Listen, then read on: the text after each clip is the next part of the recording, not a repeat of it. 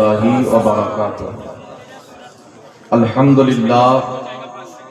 আলহামদুলিল্লাহি রাব্বিল আলামিন ওয়াল আকিবাতু লিল মুত্তাকিন ওয়াসসালাতু ওয়াসসালামু আলা সাইয়্যিদিল আমবিয়াই ওয়াল মুরসালিন ওয়া আলা আলিহি ওয়া আসহাবিহি আজমাইন, আম্মা বা'দ।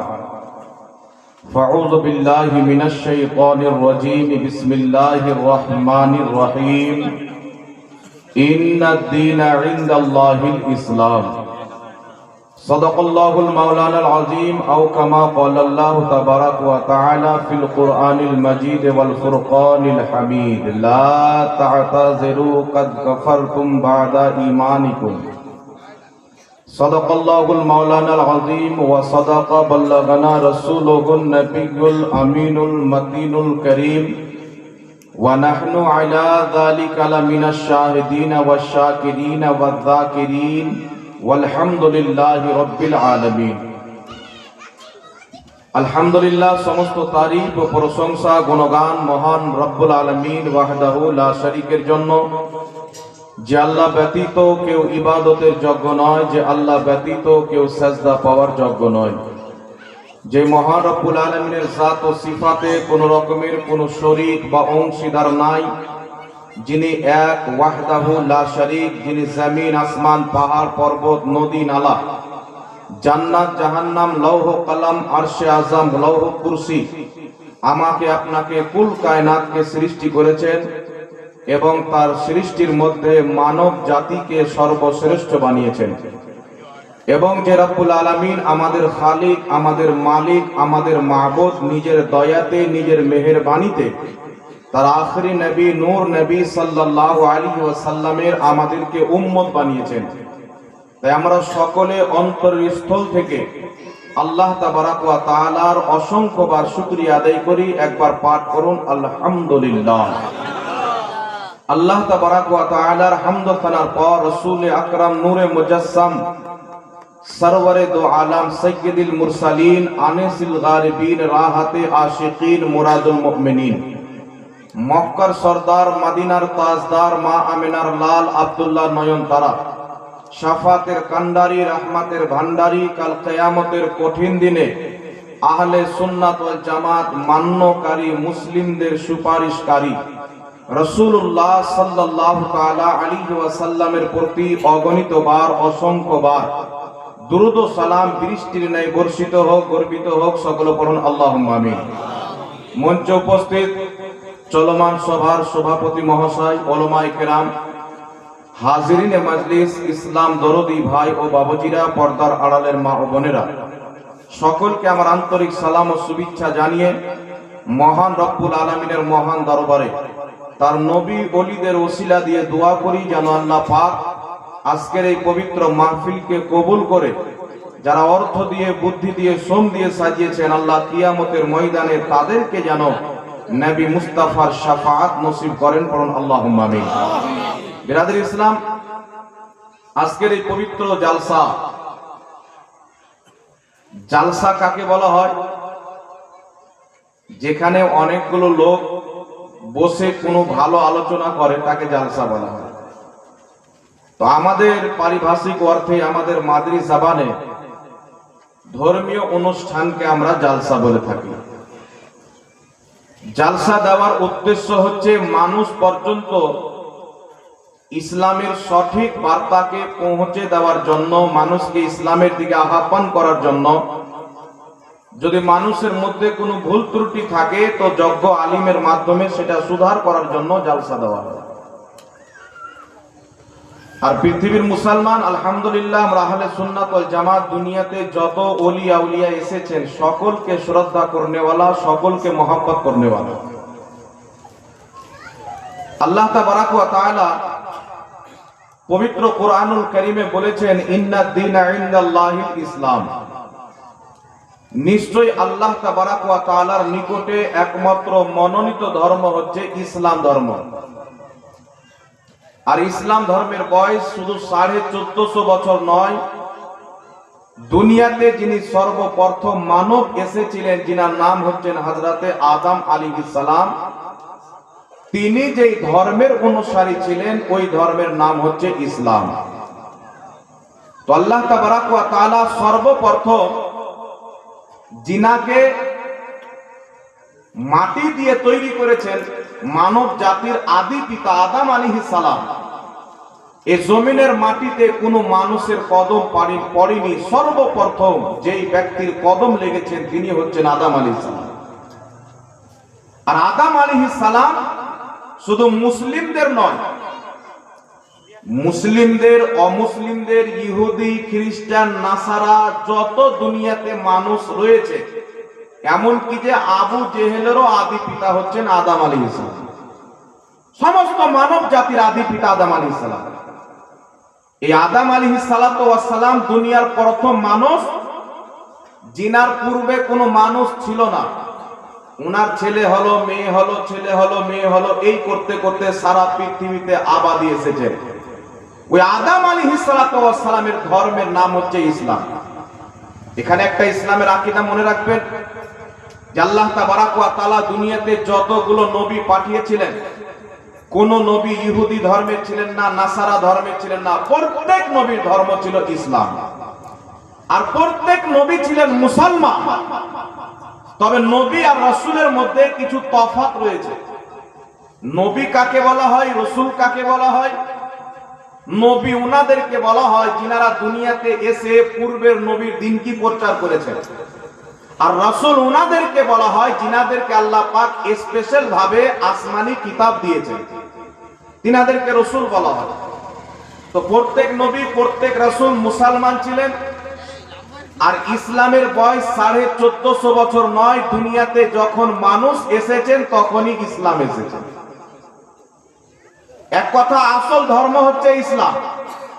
1450 বছর পূর্বে, এই বছর হলো 1500 বছর। 1500 বছর নবী দিবস সারা পৃথিবীতে পালিত হয়েছে। তো 1500 বছর পূর্বে ইসলামের আখেরি প্রফেট, আখেরি পয়গম্বর, আখেরি রাসূল মুহাম্মদ সাল্লাল্লাহু আলাইহি ওয়াসাল্লাম 1500 বছর পূর্বে এসেছেন। কিন্তু ইসলাম সেই দিনই এসেছেন যেই দিন পৃথিবীতে প্রথম মানুষ আদম আলাইহিস সালাম এসেছে। বলুন সুবহানাল্লাহ। তাহলে এখান থেকে বিষয় ক্লিয়ার হয়ে গেল যে ইসলাম কোনো নতুন ধর্ম নয়, ইসলাম হচ্ছে সবচাইতে ওল্ড, পুরাতন ধর্ম। আর আল্লাহ তাবারাক ওয়া তাআলা আমাদেরকে মুসলিম বানিয়েছেন।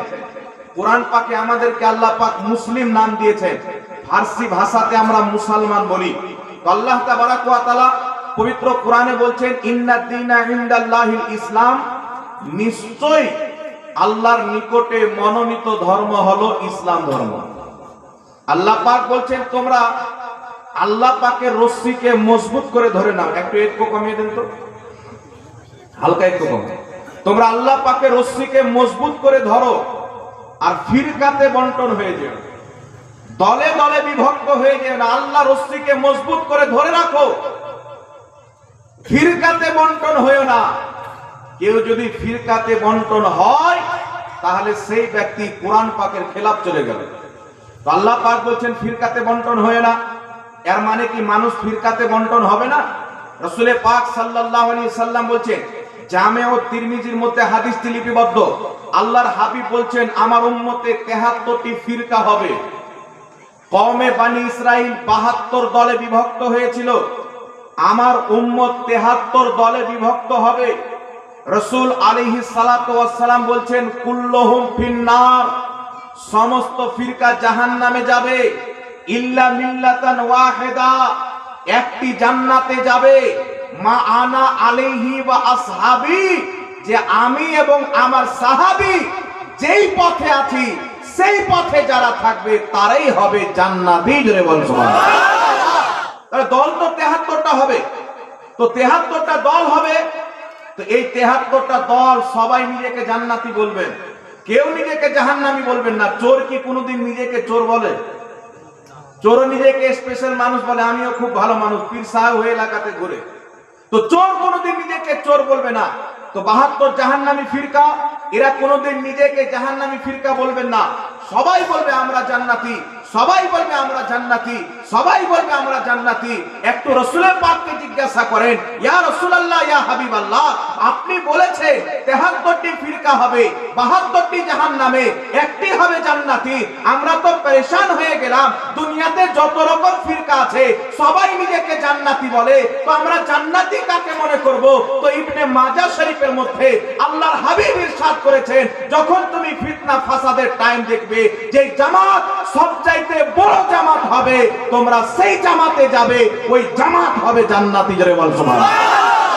সবচাইতে বড় জামাত আজ পৃথিবীর মাটিতে পশ্চিম থেকে পূর্ব পর্যন্ত, উত্তর থেকে দক্ষিণ পর্যন্ত যদি আপনি গণনা করেন, কাদিয়ানি সবচাইতে বেশি, ওয়াহাবি সবচাইতে বেশি, লামাযহাবি সবচাইতে বেশি, শিয়া সবচাইতে বেশি, না হলে সুন্নাত ওয়াল জামাত সবচাইতে বেশি। তো আলহামদুলিল্লাহ সারা পৃথিবীতে 100% এর মধ্যে 68 থেকে কমবেশ 77% মুসলমান যে আকীদাকে ফলো করে, ওই আকীদার নাম হচ্ছে আহলে সুন্নাত ওয়াল জামাত মুসলমান।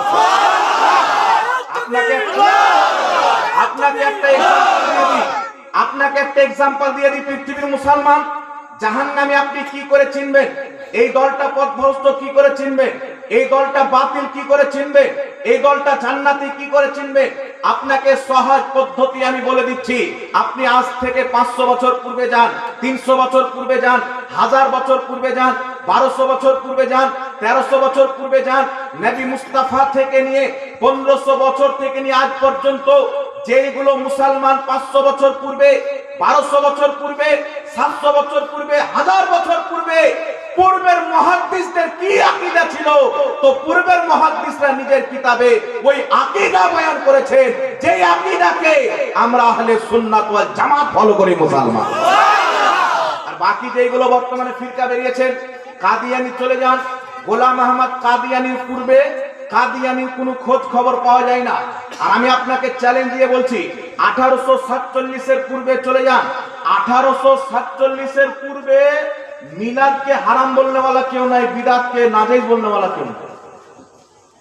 মিলাদ কিয়াম 1847 এর পূর্বে কেউ মিলাদকে হারাম বলেছেন, নাজায়েজ বলেছেন, নিয়েছেন, কেউ দেখাতে পারবে না। আরেকটা কথা আপনাকে বলে দিই, আহলে সুন্নাত ওয়াল জামাত রাসূল পাক সাল্লাল্লাহু আলাইহি সাল্লামকে নূর বিশ্বাস করে। কি বিশ্বাস করে?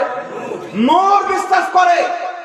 আজকে যারা নূরকে অস্বীকার করে বলে শুধু নবী আমাদের মতন মাটির মানুষ ছিলেন, আমরা তো নবীকে মানুষ মানি। কেউ যদি নবীকে মানুষ না মানে কাফির হয়ে যাবে। তবে আমরা সাধারণ মানুষ মানি না, নবী মুস্তাফাকে নূরি মানুষ মানি। সুবহানাল্লাহ। কারণ কোরআন হাদিসে তাকে নূরও বলা হয়েছে, মানুষও বলা হয়েছে। আর আহলে সুন্নাত ওয়াল জামাত কোরআন পাকের একটা আয়াতকে নয়, পবিত্র কোরআন পাকে 6666টি আয়াতে যা লেখা আছে আহলে সুন্নাত ওয়াল জামাত প্রত্যেকটাকে বিশ্বাস করে। এবার চলে আসেন পৃথিবীর মুসলমান 1847 এর পূর্বে চলে যান। আহলে হাদিস ওয়াহাবি মতবাদের লোক আপনি পৃথিবীতে কোথায় খুঁজে পাবেন? মাদ্রাসা দারুল উলুম দেওবন্দের পূর্বে দেওবন্দি আকীদার লোক কেউ খুঁজে পাবেন না। চ্যালেঞ্জ থাকলো, দারুল উলুম দেওবন্দ মাদ্রাসার পূর্বে পৃথিবীতে কেউ দেওবন্দি ছিল না। কিন্তু আমরা যে আকীদা বিশ্বাস করি, এই আকীদার লোক যদি শুনতে চান, কয়েকটা আপনাকে এক্সাম্পল দিয়ে দিচ্ছি। সর্বপ্রথম শুনে, আমরা নবীকে নূর বলে থাকি, বলি কি বললে বাবা? নবীকে নূরের তৈরি মেনে থাকি। এটা কি আমরা বাড়িতে আকীদা তৈরি করেছি? জিনা পৃথিবীর মুসলমান দেওবন্দি ভাইদের মাথার তাজ, আহলে হাদিসদের মাথার তাজ, আর সুন্নি আহলে সুন্নাত ওয়াল জামাতীদেরও মাথার তাজ। কে কোন ব্যক্তি দিল্লির সরজমিনে শুয়ে আছেন?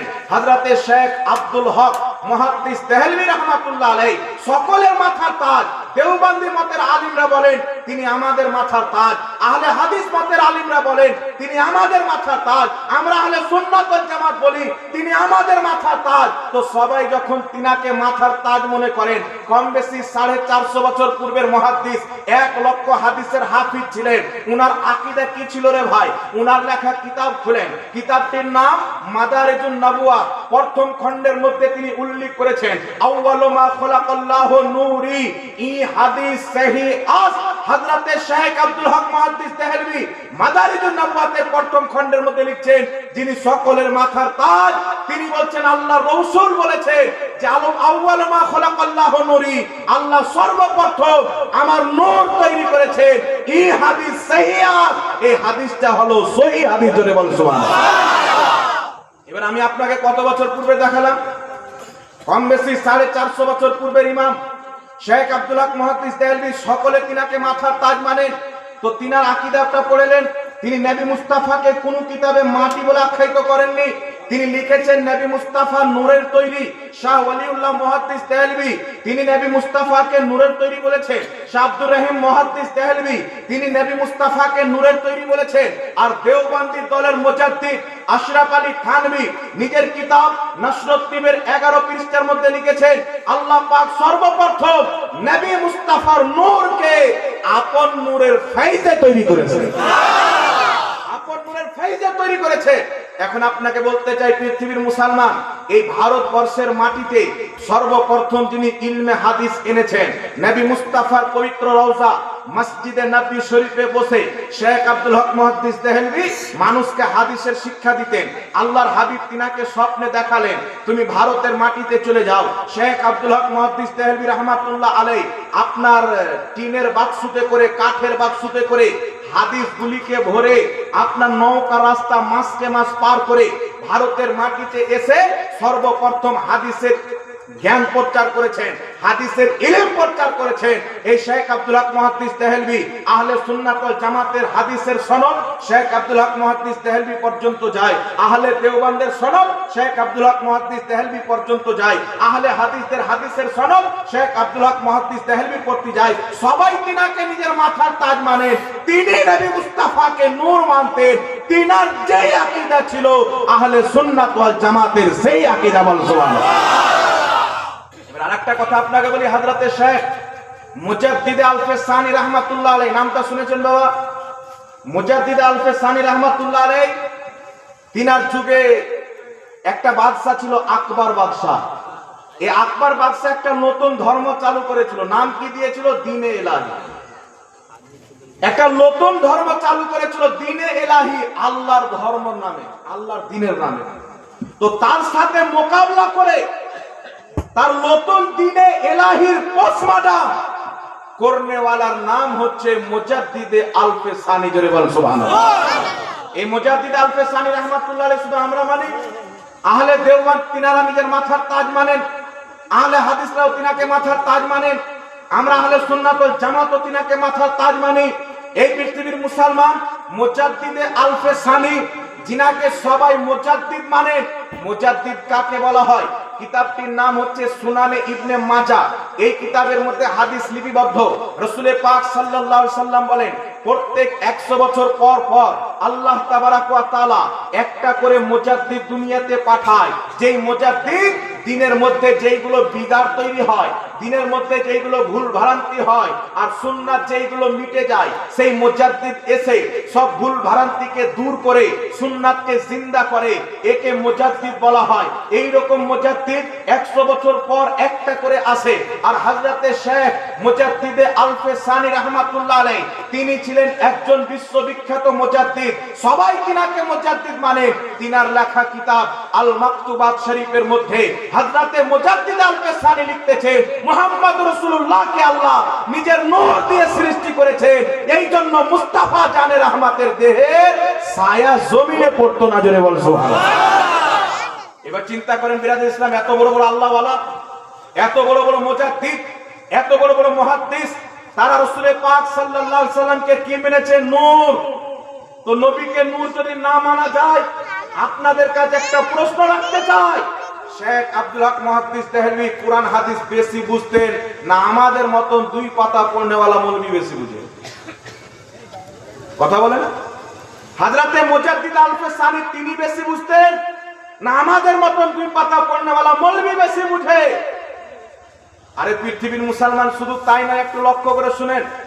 যখন এই চ্যাপ্টারটার আলোচনা করতে লাগলাম, পুরোটা ক্লিয়ার করে দিয়ে একটু লক্ষ্য করে শুনেন। একটি কিতাব হচ্ছে, কিতাবটির নাম মুসান্নাফে আব্দুর রাজ্জাক। এই মুসান্নাফে আব্দুর রাজ্জাক আমার কাছে যেটা আছে মিশর থেকে প্রকাশিত। আর একটা সেট আছে বেইরুত লেবানন থেকে প্রকাশিত। এই কিতাবের মুকদ্দমার মধ্যে লেখা আছে এই কিতাবটা পরিপূর্ণ নয়, এর কিছু অংশ খুঁজে পাওয়া যায়নি। তো এই কিতাবের কিছু অংশ খুঁজে পাওয়া কেন যায়নি? এই কিতাবে নূরে মুহাম্মাদির একটা চ্যাপ্টার ছিল, যে চ্যাপ্টারকে গায়র মুকাল্লিদ খারজি ওয়াহাবিরা চ্যাপ্টারটাকে হটিয়ে দিয়েছে। কিন্তু চোর যদি চুরি করে তো কিছু আলামত ছেড়ে দেয়, কথায় আছে না বাবা? চোর চুরি করলে কিছু চিহ্ন রেখে যায়, কথায় আছে কিনা জোরে বলেন। এবার চিন্তা করে ওই কিতাব থেকে হটিয়ে দিয়েছেন। পরবর্তীতে ওই নুসখা পাওয়ার পর ওই জুজটাকে ছাপানো হয়েছে জুজউল মাহফুজ বলে। কিন্তু এই জুজের ব্যাপারে কিছু লোক বলে আমরা এই জুজকে মানি না। কিন্তু আল্লাহ শুকরিয়া আদায় করেন, 1000 বছর পূর্বের লেখা কিতাব শারফে মুস্তাফার মধ্যে হযরতে আব্দুর রাজ্জাক সানআনী রাহমাতুল্লাহ আলাইহির সনদে হাদিসটা বর্ণনা করা হয়েছে। বিশ্ববিখ্যাত ইমাম শারহে বুখারী ইমাম কাসতালানী রাহমাতুল্লাহ আলাইহি মাওয়াহিবুল লাদুনিয়ার মধ্যে এই হাদিসটাকে উল্লেখ করেছেন। আজ থেকে 950 বছর পূর্বে কম বেশি বড় পীর আব্দুল কাদের জিলানী গাউসে আযম সিররুল আসরার ওয়া মাজহারুল আনওয়ার কিতাবে এই হাদিসটাকে আব্দুর রাজ্জাকের সনদে বর্ণনা করেছেন। আজ থেকে বিশ্ববিখ্যাত ইমামগণ নিজের কিতাবে এই হাদিসটাকে উল্লেখ করেছেন। ইমাম জালালউদ্দিন সিউতি রাহমাতুল্লাহ আলাইহি খাসাইসুল কুবরার মধ্যে এই হাদিসটাকে উল্লেখ করেছেন। কার সনদে? হযরতে আব্দুর রাজ্জাকের সনদে। আর ইমাম কাসতালানী, ইমাম জুরকানি ইনারা নিজের কিতাবে বলেছেন হাদিসটির সনদ হচ্ছে সহিহ। শেখ আব্দুল হক মুহাদ্দিস দেহলভী মাদারিজুন নবুওয়াতের প্রথম খণ্ডে বলেছেন হাদিসটির সনদ হচ্ছে সহিহ। হাদিসটি কি? হযরতে জাবির রাদিয়াল্লাহু তাআলা আনহু নবী মুস্তাফার সাহাবী আল্লাহর হাবিবকে জিজ্ঞাসা করতেছেন, ইয়া রাসূলুল্লাহি আখবারানি আউয়ালু শাইইন খলাকাহুল্লাহু তাআলা, ইয়া রাসূলুল্লাহ ইয়া হাবিবাল্লাহ আমাদেরকে খবর দেন, আমাদেরকে জানকারি দেন আল্লাহ সুবহানাহু তাআলা সর্বপ্রথম কোন জিনিসকে তৈরি করেছেন। তো আমার আপনার নবী উত্তরে কি বলছেন? ইয়া জাবির ইন্নাল্লাহা কদ খলাকা, আল্লাহ তাবারাক ওয়া তাআলা তৈরি করেছেন কাবলাল আশিয়ায়ে, সমস্ত জিনিসের পূর্বে নূর নবিয়্যিকা মিন নূরিহি, তোমার নবীর নূরকে আপন নূরের ফাইজে ধরে বল সুবহানাল্লাহ। হযরতে জাবির জিজ্ঞাসা করেছিলেন রাসূল পাক কি বলেছিলেন যে তোমার নবীর নূর প্রথম তৈরি করা হয়েছে। এই হাদিসটাকে দেওবন্দি ভাইদের মুজাদ্দিদ আশরাফ আলী থানভী নাসরুদ্দিনের মধ্যে নিয়েছে উল্লেখ করে বলছেন যে আল্লাহর নূরের নবী তৈরি, আর অর্থ এটা না যে আল্লাহর নূরের অংশ। তিনি ব্যাখ্যা করে বলছেন আশরাফ আলী থানভী যে আল্লাহর নিজের নূর দিয়ে নবীকে তৈরি করেছেন, এর অর্থ হচ্ছে আল্লাহ পাক নিজের নূরের ফাইজে নবী মুস্তাফার নূর তৈরি করেছেন। জোরে বলেন সুবহানাল্লাহ। এখন চিন্তা করেন বিরাদর ইসলাম, আপনাদের মুজাদ্দিদ বলছেন আল্লাহর নবীর নূর প্রথম তৈরি করেছেন, আর আপনি বলছেন নবী মাটির তৈরি, নূরের তৈরি বলা যাবে না। তাহলে আশরাফ আলী থানভী বেশি জ্ঞানী ছিল না আপনি বেশি জ্ঞানী? কথা উঠবে করি না বাবা, কথা বলেন। এবার আমার দিকে লক্ষ্য করেন, পৃথিবীর মুসলমান কয়েকটি হাদিস পাওয়া যায়। একটি হাদিস পাওয়া যায় কি রাসূল পাক বলছেন আল্লাহ পাক সর্বপ্রথম কলম তৈরি করেছেন। এই হাদিস আছে আবু দাউদ শরীফের মধ্যে। আরেকটি হাদিস পাওয়া যায় হাকিম আল মুস্তাদরাক আলা সাহিহাইন কিতাবের মধ্যে। আল্লাহ রাসূল বলছেন আল্লাহ সর্বপ্রথম আরশ তৈরি করেছেন। আরো হাদিস পাওয়া যায় আল্লাহ সর্বপ্রথম আকল তৈরি করেছেন। এটা প্রথম তৈরি, এটা প্রথম তৈরি, এটা প্রথম তৈরি। এর মধ্যে হাদিসে কিন্তু মতভেদ রয়েছে। কলম প্রথম তৈরি হাদিসে আছে, আকল প্রথম তৈরি হাদিসে আছে, আরশ প্রথম তৈরি হাদিসে আছে, নবীর নূর প্রথম তৈরি এটাও হাদিসে আছে। এবার কয়েকটি হাদিস আপনাকে শুনিয়ে দিই। ইমাম ইবনে কাসির রাহমাতুল্লাহ আলাইহি নিজের কিতাব তাফসীর ইবনে কাসিরের মধ্যে একটি হাদিস উল্লেখ করেছেন। রাসূল পাক সাল্লাল্লাহু আলাইহি ওয়াসাল্লাম বলেছেন কুনতু আউয়ালুহুম ফিল খালকি, আল্লাহ তাবারাক ওয়া তাআলা সর্বপ্রথম আমাকে সৃষ্টি করেছেন, ওয়া আখিরুহুম ফিল বাসে, পাঠিয়েছেন সবারই শেষে। সৃষ্টি সবারই পূর্বে, পাঠিয়েছেন সবারই শেষে। ইমাম ইবনে কাসির হাদিস উল্লেখ করে বলছেন ওয়া আসবাতা ওয়া সাহা, এই হাদিসটা হচ্ছে প্রমাণিত এবং সহিহ হাদিস। জোরে বল সুবহানাল্লাহ। তারপর আরেকটি হাদিস আপনাকে শুনিয়ে দিই। কিতাবটির নাম হচ্ছে দালাইলুন নবুওয়া, লেখকের নাম হচ্ছে ইমাম বাইহাকি রাহমাতুল্লাহ আলাইহি। এই কিতাবের ৫ম খণ্ডের মধ্যে হাদিসটি উল্লেখ করেছেন, যে হাদিসকে সিলসিলায়ে আহাদিসে সহিহার মধ্যে নাসিরউদ্দিন আলবানী হাসান বলেছেন। হাদিসটি কি? হযরতে আদম আলাইহিস সালাতু ওয়াস সালাম বলছেন, আমার নবী ইরশাদ করেছেন যে আদম আলাইহিস সালাতু ওয়াস সালামকে সমস্ত মানব জাতির আত্মা দেখানো হলো। আদম আলাইহিস সালাম বলছেন, তার মধ্যে আমি একটা চমকিত উজ্জ্বল নূর দেখতে পেলাম। সেই নূরটাকে দেখে আমি জিজ্ঞাসা করলাম, ইয়া রব্বি মান হাদা, ওগো আল্লাহ আমার রব, এই নূরটা কে? তো আল্লাহ উত্তরে বলছেন, হাদা ইবনুকা আহমদ, এটা হচ্ছে তোমার ছেলে আহমদের নূর। আল্লাহ তাবারাক ওয়া তাআলা বলছেন যে ইনার নাম হচ্ছে ইসমুস সামাই আহমদ ওয়াল আরদে মুহাম্মদ, ইনার নাম আসমানে আহমদ, জমিনে মুহাম্মদ। হুয়াল আউয়ালুহু, একে আমি প্রথম সৃষ্টি করেছি। ওয়াল আখিরুহু, ইনাকে সকলের শেষে পাঠাবো। ওয়া হুয়া আউয়ালুশ শাফি, কিয়ামতের কঠিন ময়দানে সর্বপ্রথম সুপারিশকারী আমি আল্লাহ এই মুহাম্মদ রাসূলুল্লাহকে বানাবো। তাহলে এগুলো হাদিস দ্বারা বোঝা যায় নবীকে আল্লাহ প্রথম তৈরি করেছেন, নবীর নূরকে। কলম প্রথম তৈরি, এটাও হাদিসে আছে। তো যদি আমরা প্রত্যেকটা হাদিসকে লাড়াঘাটা করি, তো আল্লাহ পাক কলমকে প্রথম তৈরি করলেন। রাসূল বলছেন আল্লাহ প্রথম কলম তৈরি করলেন। কলম তৈরি করার পর আল্লাহ পাক বলছেন, ইয়া কালামু উকতুব, হে কলম তুমি লেখো।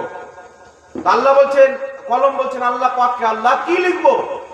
আল্লাহ তাবারাক ওয়া তাআলা বলছেন, যা কিছু তোমার পূর্বে সৃষ্টি করেছি এবং যা কিছু তোমার পরে সৃষ্টি করব তা লেখো। এই শব্দ থেকে কি বোঝা গেল বাবা? কলমকে আল্লাহ বলছেন, যা তোমার পূর্বে সৃষ্টি করেছি, যা তোমার পরে সৃষ্টি করব তা লেখো। তো এখান থেকে স্পষ্ট প্রমাণ হলো কলমেরও পূর্বে আল্লাহ কিছু সৃষ্টি করেছেন। তাহলে কলম কি আর প্রথম থাকলো? তাহলে হাদিসে কেন বলা হলো আল্লাহ প্রথম কলম তৈরি করেছে? এর উত্তর আমি কে দেব? আমার কি জ্ঞান আছে? পৃথিবীর মুসলমান ইমাম ইবনে হাজার রাহমাতুল্লাহ আলাইহি শারহে শামাইলুত তিরমিজির মধ্যে উল্লেখ করেছেন। তিনার বক্তব্যকে ইমাম মুল্লা আলী কারি রাহমাতুল্লাহ আলাইহি, হানাফি মাযহাবের ইমাম, 2.5 লক্ষ হাদিসের হাফিজ, যিনি মক্কা মদিনার ইমাম ছিলেন, তিনার কিতাব মিশকাতের সারা মিরকাতের প্রথম খণ্ডের মধ্যে উল্লেখ করতেছেন ইমাম ইবনে হাজার আসকালানির কল, ইনি ব্যাখ্যা করেছেন। ইমাম জালালউদ্দিন সিউতিও ব্যাখ্যা করেছেন। ব্যাখ্যা কি করেছেন? আর বড় পীর আব্দুল কাদের জিলানী সিররুল আসরার ওয়া মাজহারুল আনওয়ার কিতাবের 7 থেকে 8 পৃষ্ঠার মধ্যে ব্যাখ্যা করেছেন আল্লাহ প্রথম কলম তৈরি করেছেন। এর অর্থ হচ্ছে কলম জাতের মধ্যে ওই কলমকে প্রথম তৈরি করা হয়েছে। আল্লাহ আরশকে প্রথম তৈরি করেছেন, এই জাতের মধ্যে আরশকে আল্লাহ প্রথম তৈরি করেছেন। আল্লাহ আকলকে প্রথম তৈরি করেছেন, আকল যত আছেন সব আকলের মধ্যে ওই আকলকে প্রথম তৈরি করেছেন। সবটা জাতের মধ্যে প্রথম আছে। আর মুস্তাফার নূর আল্লাহ প্রথম তৈরি করেছেন, এটা শুধু জাতের মধ্যে নয়, সমস্ত সৃষ্টির মধ্যে সর্বপ্রথম আল্লাহ মুহাম্মাদের নূর তৈরি করেছেন। আপনি মিরকাত প্রথম খণ্ড খুলেন, সারা শামাইলুত তিরমিজি খুলেন, ইমাম ইবনে হাজার আসকালানি বলতেছেন প্রথম সৃষ্টির মধ্যে মতভেদ রয়েছে। কি বলতেছেন? প্রথম সৃষ্টির মধ্যে মতভেদ রয়েছে, তবে বিশুদ্ধ সহিহ মত হলো আল্লাহ পাক সর্বপ্রথম নবী মুস্তাফার নূর তৈরি করেছেন। ইমাম ইবনে হাজার আসকালানি রাহমাতুল্লাহ আলাইহি লক্ষ লক্ষ হাদিসের হাফিজ, ইনাকে যদি বাদ দেওয়া হয় কোনটা হাদিস সহিহ কোনটা হাদিস জয়ীফ কেউ বুঝতে পারবে না। ইমাম মুল্লা আলী কারি হানাফি মাযহাবের ইমাম, 2.5 লক্ষ হাদিসের হাফিজ, তিনারা দুইজন কি বলছেন যে প্রথম সৃষ্টির মধ্যে মতভেদ রয়েছে, তবে সহিহ মত হলো আল্লাহ সর্বপ্রথম মুস্তাফার নূর তৈরি করেছেন। এটা সহিহ হাদিস দ্বারা প্রমাণিত। জোরে বল সুবহানাল্লাহ। আর বড় পীর আব্দুল কাদের জিলানী রাহমাতুল্লাহ আলাইহি কি লিখছেন? সিররুল আসরার ওয়া মাজহারুল আনওয়ার কিতাবের 7 পৃষ্ঠার মধ্যে বেইরুত লেবাননের ছাপ, কিতাবটা আমার ব্যাগে ভরা আছে। বড় পীর আব্দুল কাদের জিলানী উনি আল্লাহর ওলি ছিলেন কি ছিলেন না বাবা? আরে জোরে বলেন না। আল্লাহর ওলি ছিলেন তো, মানেন তো? সবাই মানে? আশরাফ আলী থানভী সাহেব লিখছেন যে গৌসে আজমের একটা মুরিদ যখন মরে গেল, তো উনাকে কবরে জিজ্ঞাসা করছেন যে তোমার রব কে, তোমার দিন কি, তোমার ইসলাম কি? তো গস পাকের মুরিদ বলছে আমি ওগুলো কিছু জানি না, আমি হচ্ছি গস পাকের ধবি। এটা কে লিখছেন? আশরাফ আলী থানভী সাহেবের কিতাবে লিখেছেন। উনিও ওনাকে আল্লাহ পাকের ওলি মানতেন, এটা বোঝানোর উদ্দেশ্যে। ঘটনা ঠিক না বেঠিক ওটা পরের কথা। তো দেওবন্দি মতের লোক হোক, আহলে হাদিস হোক, আর আহলে সুন্নাত ওয়াল জামাত তো প্রত্যেক ওলি কি মানে, সবাই বড় পীর আব্দুল কাদের জিলানীকে আল্লাহর ওলি মানে। তিনি সিররুল আসরার ওয়া মাজহারুল আনওয়ার কিতাবের 7 পৃষ্ঠার মধ্যে লিখছেন, ইন্না আউওয়াল মা খালাকাল্লাহুল কলম ওয়া আউওয়াল মা খালাকাল্লাহুল আকল। নিশ্চয় আল্লাহ সর্বপ্রথম কলম তৈরি করেছেন, আকল তৈরি করেছেন, এই রকম হাদিস আছে।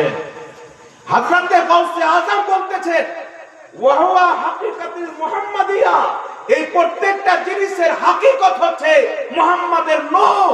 আল্লাহ সর্বপ্রথম মুস্তাফার নূর তৈরি করেছেন, তারপরে লৌহ কালাম তৈরি করেছেন। তো বড় পীর আব্দুল কাদের জিলানীর আকীদা কি ছিল? নবী পাকের নূর প্রথম তৈরি করা হয়েছে, উনিও নবীকে নূর মানতেন। ইমাম ইবনে হাজার আসকালানী নবীকে নূর মানতেন, সাহাবায়ে কেরাম নবীকে নূর মানতেন, শেখ আব্দুল হক মুহাদ্দিস দেহলভী নবীকে নূর মানতেন, দেওবন্দি ভাইদের ইমাম আশরাফ আলী থানভী নবীকে নূর মানতেন, আরো বড় বড় ইমাম আছেন, সবাই নবী মুস্তাফাকে নূর মানতেন। এখন আপনাকে বলতে চাই পৃথিবীর মুসলমান, ইমামে আজম আবু হানিফা নবী পাককে কি নূর মানতেন কি মানতেন না?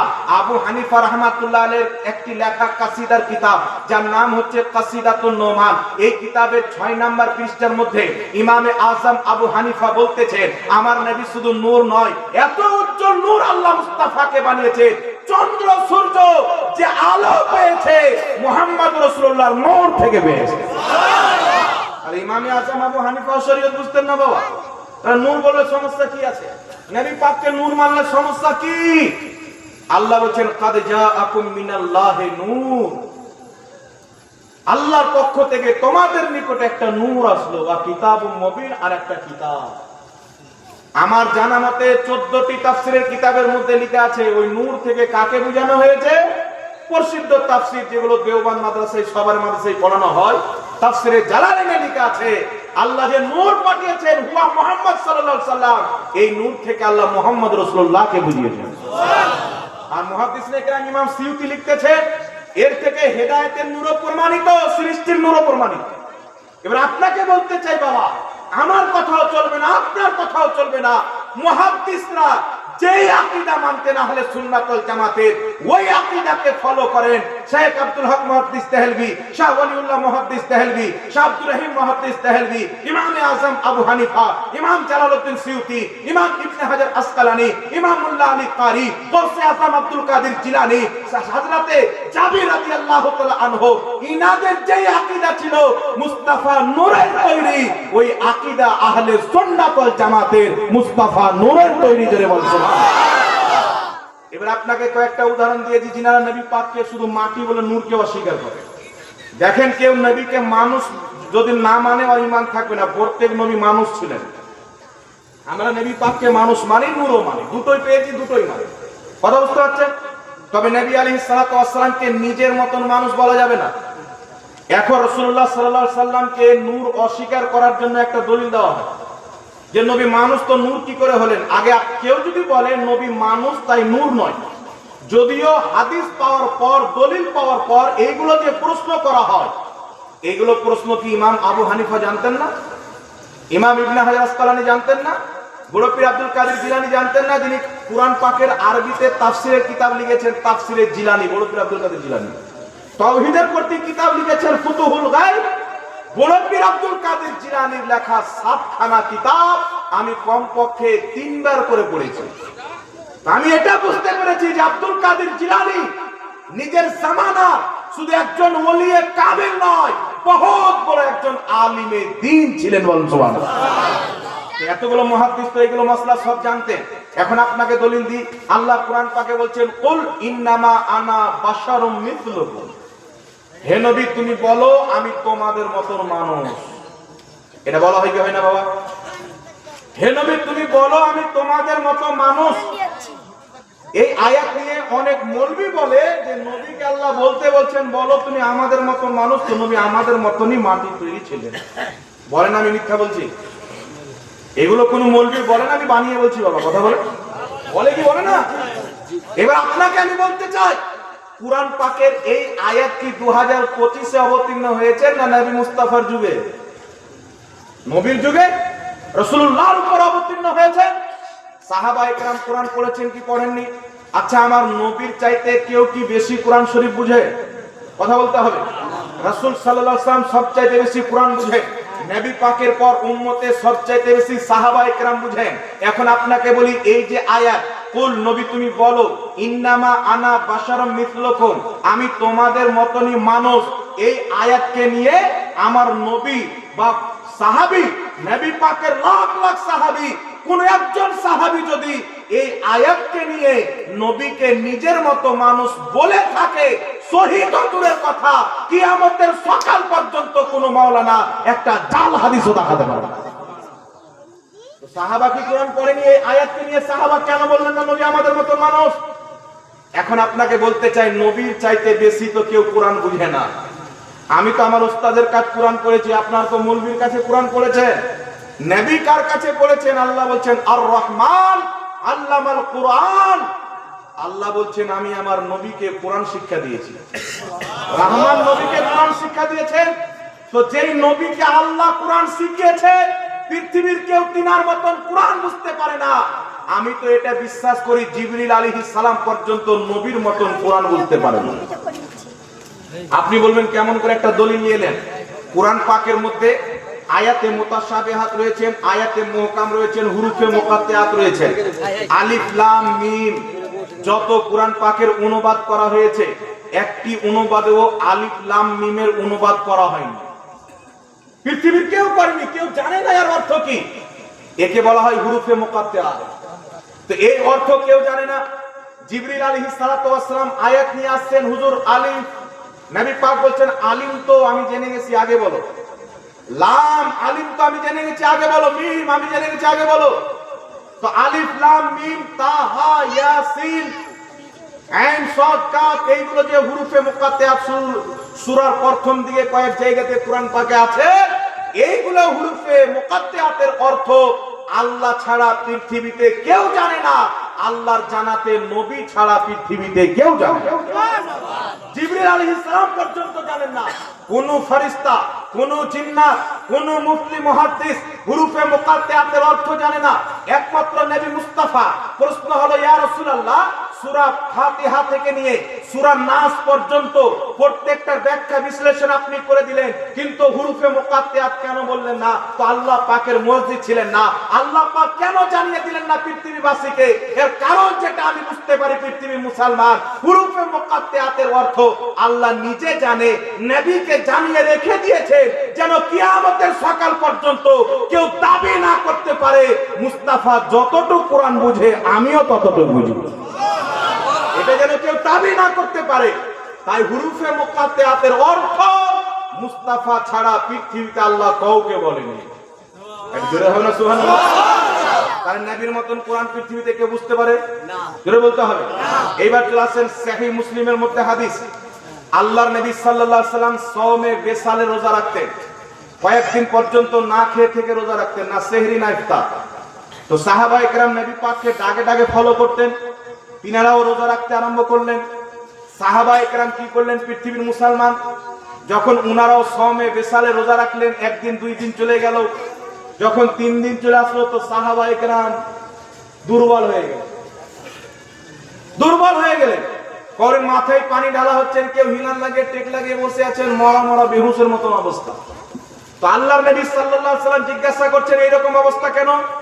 তো সাহাবায়ে কেরাম বলছেন, ইয়া রাসূলুল্লাহ, আপনি সাওমে বেসালে রোজা রাখেন, আপনাকে দেখে আমরাও রোজা রেখেছি, কিন্তু আমাদের আর সহ্য হচ্ছে না। রাসূলের পাক বলছেন, আইয়ুকুম মিসলি, তোমরা কে আছো আমার মতো? আইয়ুকুম মিসলি, তোমরা কে আমার মতো আছো? ইন্নী লাস্তু মিসলুকুম, তোমরা কেউ আমার মতো নয়। এই পৃথিবীর মুসলমান আবু বকর সিদ্দিক থেকে নিয়ে প্রত্যেক সাহাবীকে রাসূলের পাক বলছে, তোমরা কে আমার মতো আছো? তোমরা কেউ আমার মতো নয়। তো নবী মুস্তাফার পিছে নামাজ পড়নে ওয়ালা সাহাবী যদি নবীর মতো না হয়, আজকের ওয়াহাবী নবীর মতন কি করে হতে পারে? সাহাবায়ে কেরাম কি আয়াতটা বুঝতেন না? সাহাবায়ে কেরাম বুঝতেন। আল্লাহর নবী বলছেন, ইয়া আবা বকরিন লাম ইয়ারিফনি হাকিকাতান সিওয়া রাব্বি, এই আবু বকর, আমি মুস্তাফার হাকিকত আল্লাহ ছাড়া কেউ জানে না। আমি নবীর হাকিকত আল্লাহ ছাড়া কেউ জানে না। প্রশ্ন হচ্ছে পৃথিবীর মুসলমান সাহাবায়ে কেরামকে নবী বলছেন, তোমরা কেউ আমার মতো নয়। সাহাবা কোনোদিন বলেননি নবী আমাদের মতন মানুষ, কিন্তু পৃথিবীর মুসলমান কোরআন পাকে আল্লাহ বলছেন নবী বল আমি তোমাদের মতন মানুষ। এটা কেন বলা হলো? এই জন্য বলা হলো পৃথিবীর মুসলমান, যাতে নবী পাকের পূর্বের নবীগণ উজাইর আলাইহিস সালামকে, ঈসা আলাইহিস সালামকে খ্রিস্টানরা আল্লাহর বেটা বানিয়ে দিয়েছে, তাদেরকেও আল্লাহ বানিয়ে দিয়েছে। তিনাদের মুজিজাকে দেখে, তিনাদের আপনার খুবিকে দেখে, সৌন্দর্যকে দেখে, তিনাদের শক্তিকে, মুর্দাকে জিন্দা করাকে দেখে ঈসাইরা খ্রিস্টানরা ঈসা নবীকে আল্লাহর বেটা বলেছে। তাই আল্লাহ বলছেন মুস্তাফা তোমার চাঁদকে দুই টুকরা করা, সূর্যকে ফিরিয়ে দেওয়া, পাথরকে কলমা পড়া, গাছকে এক জায়গা থেকে অন্য জায়গা নিয়ে আসা, এই দেখে যেন মক্কার কাফিররা তোমাকে আল্লাহর বেটা না বলে, তুমি বলে দাও আমি তোমাদের মতন মানুষ। জোরে বল সুবহানাল্লাহ। এই জন্য পৃথিবীর মুসলমান রাসূল পাক সাল্লাল্লাহু আলাইহি ওয়াসাল্লাম মানুষ, তবে আমাদের মতন মানুষ নয়। কথা বুঝতে পারছেন কি পারেন না? আমরা যখন বাথরুম করি ভিতর থেকে গন্ধ জিনিস বের হয় কি হয় না? আম্বিয়ায়ে কেরাম যখন পেশাব পায়খানা করেন সঙ্গে সঙ্গে তাদের পেশাব পায়খানাকে মাটি গায়েব করে দেন। পৃথিবীতে কেউ নবী মুস্তাফার পেশাব পায়খানাকে দেখতে পায় না। আমাদের শরীর দিয়ে ঘাম বের হলে গন্ধ বের হয়, মুস্তাফার শরীর দিয়ে ঘাম বের হতো, ওটাতে গন্ধ ছিল না, সুগন্ধি বের হতো। সহিহ মুসলিমের মধ্যে হাদিস, সাহাবায়ে কেরাম নবীর ঘামকে চামড়ার চাদর থেকে মুছে কাঁচের শিশিতে ভরে আতর হিসাবে ব্যবহার করতেন। সাহাবায়ে কেরাম বলতেছেন নবী যে রাস্তা দিয়ে যেতেন ওই রাস্তা খুশবুদার হয়ে যেত। আমার নবী মুস্তাফার ব্যাপারে সাহাবী বলছেন, বুখারীর হাদিস, নবী মুস্তাফার মুখ দিয়ে এমন একটা খুশবু বের হতো যে খুশবু পৃথিবীর কোন মুস্কো আম্বারে পর্যন্ত ছিল না। মুসলমান নবীর ঘামে খুশবু, নবীর জবানে খুশবু, তার নবী পাককে কোন অ্যাঙ্গেল থেকে আমার মতন বলবেন না? রাসূল আসমানের দিকে আঙুল তুলে দিলে চাঁদ দুই টুকরা হয়ে যায়। পাথরকে ইশারা করলে আবু জেহেলের মুখে পাথর কালমা পাঠ করে নেয়। নবী পাক বলছেন, ইয়া আয়েশা তো লাউ শিরতু লাসারা মাই জেবালুজ যাহাব, আয়েশা আমি যদি চাই আমার পিছন পিছন উহুদ পাহাড় সোনা হয়ে চলবে। রাসূল পাক বলছেন উহুদে যে পাহাড় দেখছো পাথরের, আমি মুস্তাফা যদি ইশারা করে দিই এই পাহাড় পাথরের থাকবে না, সোনাতে পরিবর্তন হয়ে আমার পিছন পিছন চলতে আরম্ভ করবে। এইজন্য পৃথিবীর মুসলমান সাহাবায়ে কেরাম জানতেন যে নবী মুস্তাফার হাত খালি আছেন, কিন্তু এই খালি হাতে আল্লাহ জমিনের সমস্ত খাজানার চাবি তিনাকে দিয়ে দিয়েছে। আল্লাহ রাসূল বলেন সহিহ বুখারীর হাদিস, ইন্নী মাফাতিহা খাজাইনিল আরদ, নিশ্চয় আল্লাহ পাক সমস্ত খাজানার চাবি আমি নবী মুস্তাফাকে দিয়ে দিয়েছেন। আর জোরে হবে না সুবহানাল্লাহ। এখানে একটা বুখারী শরীফের হাদিস শুনেন, হযরতে আবু হুরায়রা রাদিয়াল্লাহু তাআলা আনহু যে সাহাবী থেকে সবচাইতে বেশি হাদিস বর্ণিত হয়েছে, তিনি নবী মুস্তাফার কাছে আসলেন, ইয়া রাসূলুল্লাহ সাল্লাল্লাহু আলাইহি ওয়াসাল্লাম আপনার কাছ থেকে আমি যা শুনি সব ভুলে যাই, কিছু মনে রাখতে পারি না, তো আমার জন্য একটু ব্যবস্থা করে দেন যাতে আমি না ভুলি। তো নবী পাক সাল্লাল্লাহু আলাইহি ওয়াসাল্লাম চাদর বিছাতে বললেন, আর আল্লাহর নবী সাল্লাল্লাহু আলাইহি ওয়াসাল্লাম হাতের চুল্লু করে চাদরে কি রেখে দিলেন? আমার দিকে তাকান, হাতের এইভাবে চুল্লু করলেন, চাদরে কি রেখে দিলেন? তারপর রাসূল পাক বলেন, আবু হুরায়রা চাদরটাকে নিজের বুকে লাগাও। হযরতে আবু হুরায়রা চাদরটাকে নিজের বুকে লাগালেন। হযরতে আবু হুরায়রা বলছেন, সেই দিন থেকে আমি নবী মুস্তাফার কাছে যা শুনতাম একটাও ভুলতাম না, সব আমার মুখস্থ আছে। রাসূল পাকের মর্যাদা কত বয়ান করবো বাবা, কিন্তু মার্কেটে কিছু মৌলবি বেরিয়েছেন, এই রাসূল পাকের মর্যাদা খুঁজে পায় না, শুধু কোট বের করে। নবী এটা জানতেন না, এটা জানতেন না, মোল্লা কিতাবে লিখেছেন, পিঠ পিছনের খবর ছিল না। একটা বুখারীর হাদিস শুনে দিয়ে এবার আপনারা বিচার করেন যে নবীর দৃষ্টি কত দূর পর্যন্ত যেত, কত দূর পর্যন্ত। আল্লাহর নবী বলছেন, যারা আল্লাহর ওলি হয়, ইমানদার বান্দা হয়, তারা আল্লাহর নূর দিয়ে দেখে, নূর দিয়ে। বুখারী শরীফে একটি হাদিস আছে, আল্লাহ পাক পরওয়ারদিগার আলম বলতেছেন হাদিসে কুদসি, আমি যখন কোনো বান্দাকে মহব্বত করি, ওলি বানিয়ে নিই, আমি তার হাত হয়ে যায়, তার চোখ হয়ে যায়, তার কান হয়ে যায়। ইমাম ফখরুদ্দিন রাজি তাফসীরে কবিরের মধ্যে লিখতেছেন, আল্লাহ তার চোখ হয়ে যায়, কান হয়ে যায়, এর অর্থ কি?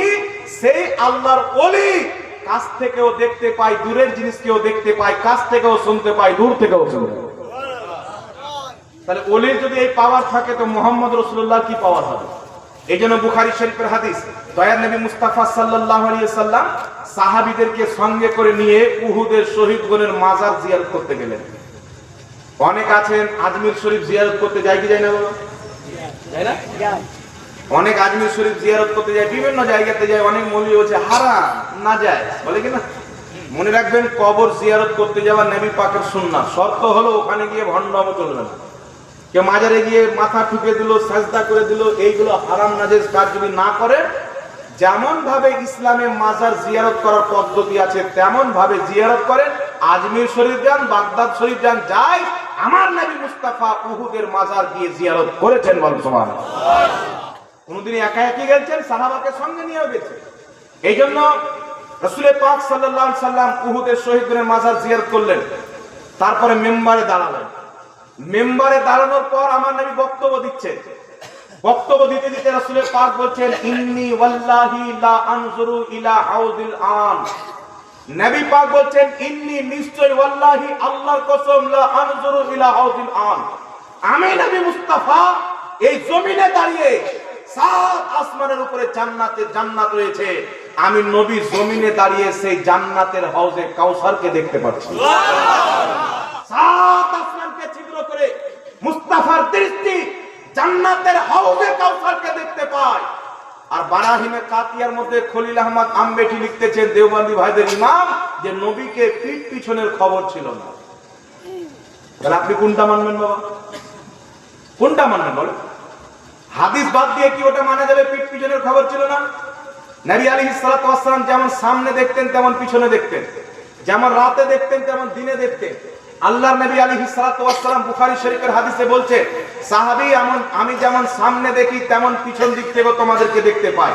আর বুখারী শরীফের ব্যাখ্যাকার হযরত ইমাম কাসতালানী, উনি ইরশাদুস সারি কিতাবের মধ্যে লিখতেছেন, নবী যেমন সামনে দেখতেন তেমনি পিছন দিকে দেখতেন। জোরে বল সুবহানাল্লাহ। এই জন্য পৃথিবীর মুসলমান, আল্লাহর নবী সাল্লাল্লাহু আলাইহি সাল্লামের আদবের নাম হচ্ছে ঈমান, আর আকীদাকে ঠিক করে রাখার নাম হচ্ছে জান্নাতি হওয়া। আকীদা যদি খারাপ হয়ে যায়, যতই নামাজ পড়েন জাহান্নামে যাবেন। আকীদা যদি আহলে সুন্নাত ওয়াল জামাত মোতাবিক থাকে, পাপের যদি পাহাড় হয়, নবী মুস্তাফা কিয়ামতের ময়দানে শাফাআত করে আপনাকে জান্নাতে নিয়ে যাবে। তবে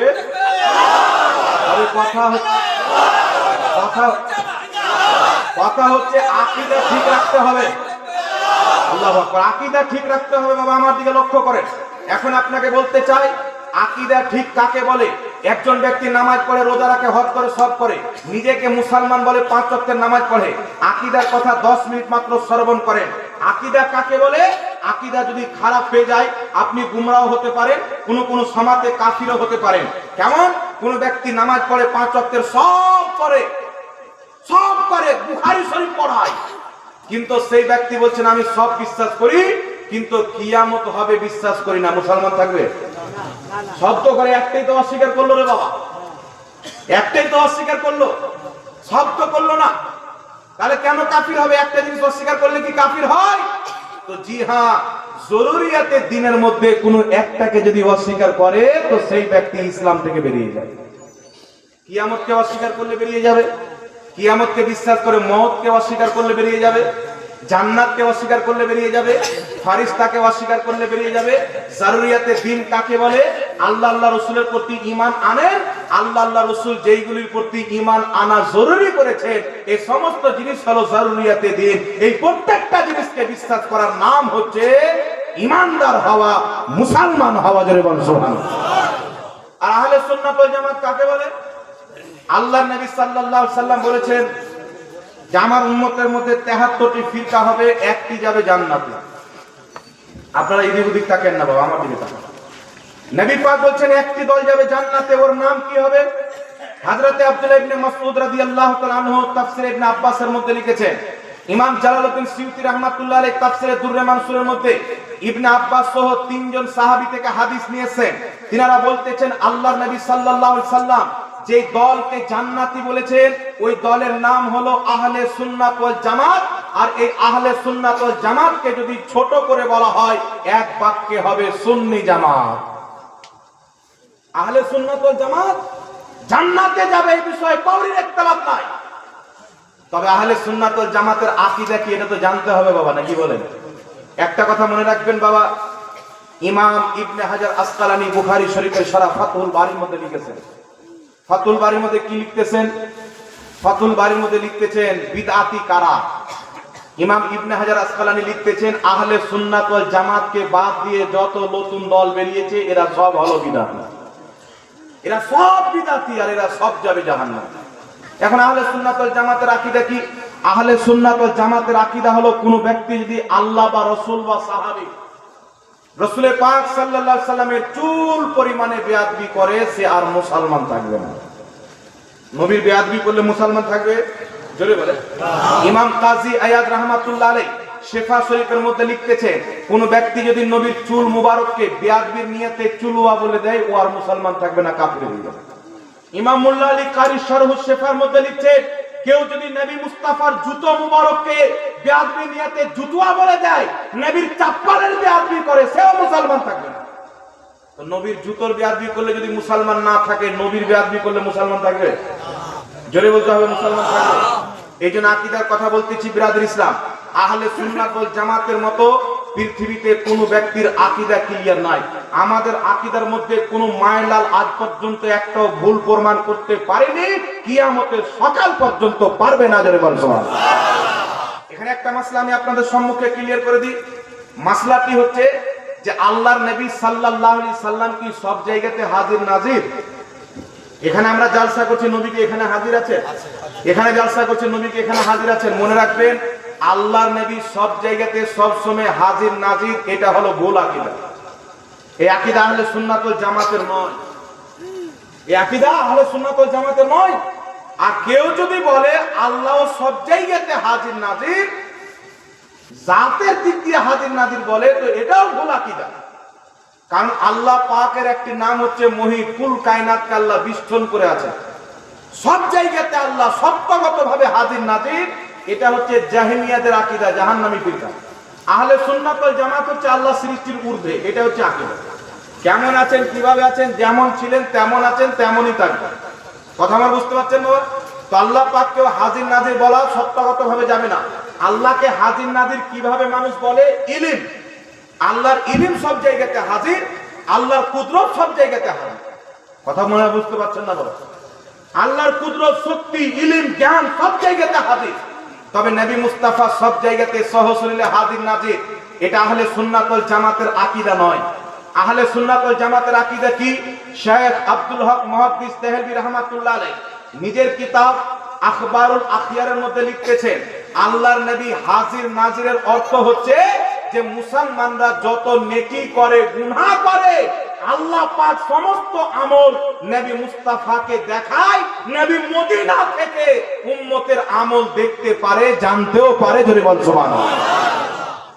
একটা আপনাকে আমি एग्जांपल দিচ্ছি, একটু লক্ষ্য করে শুনেন বাবা।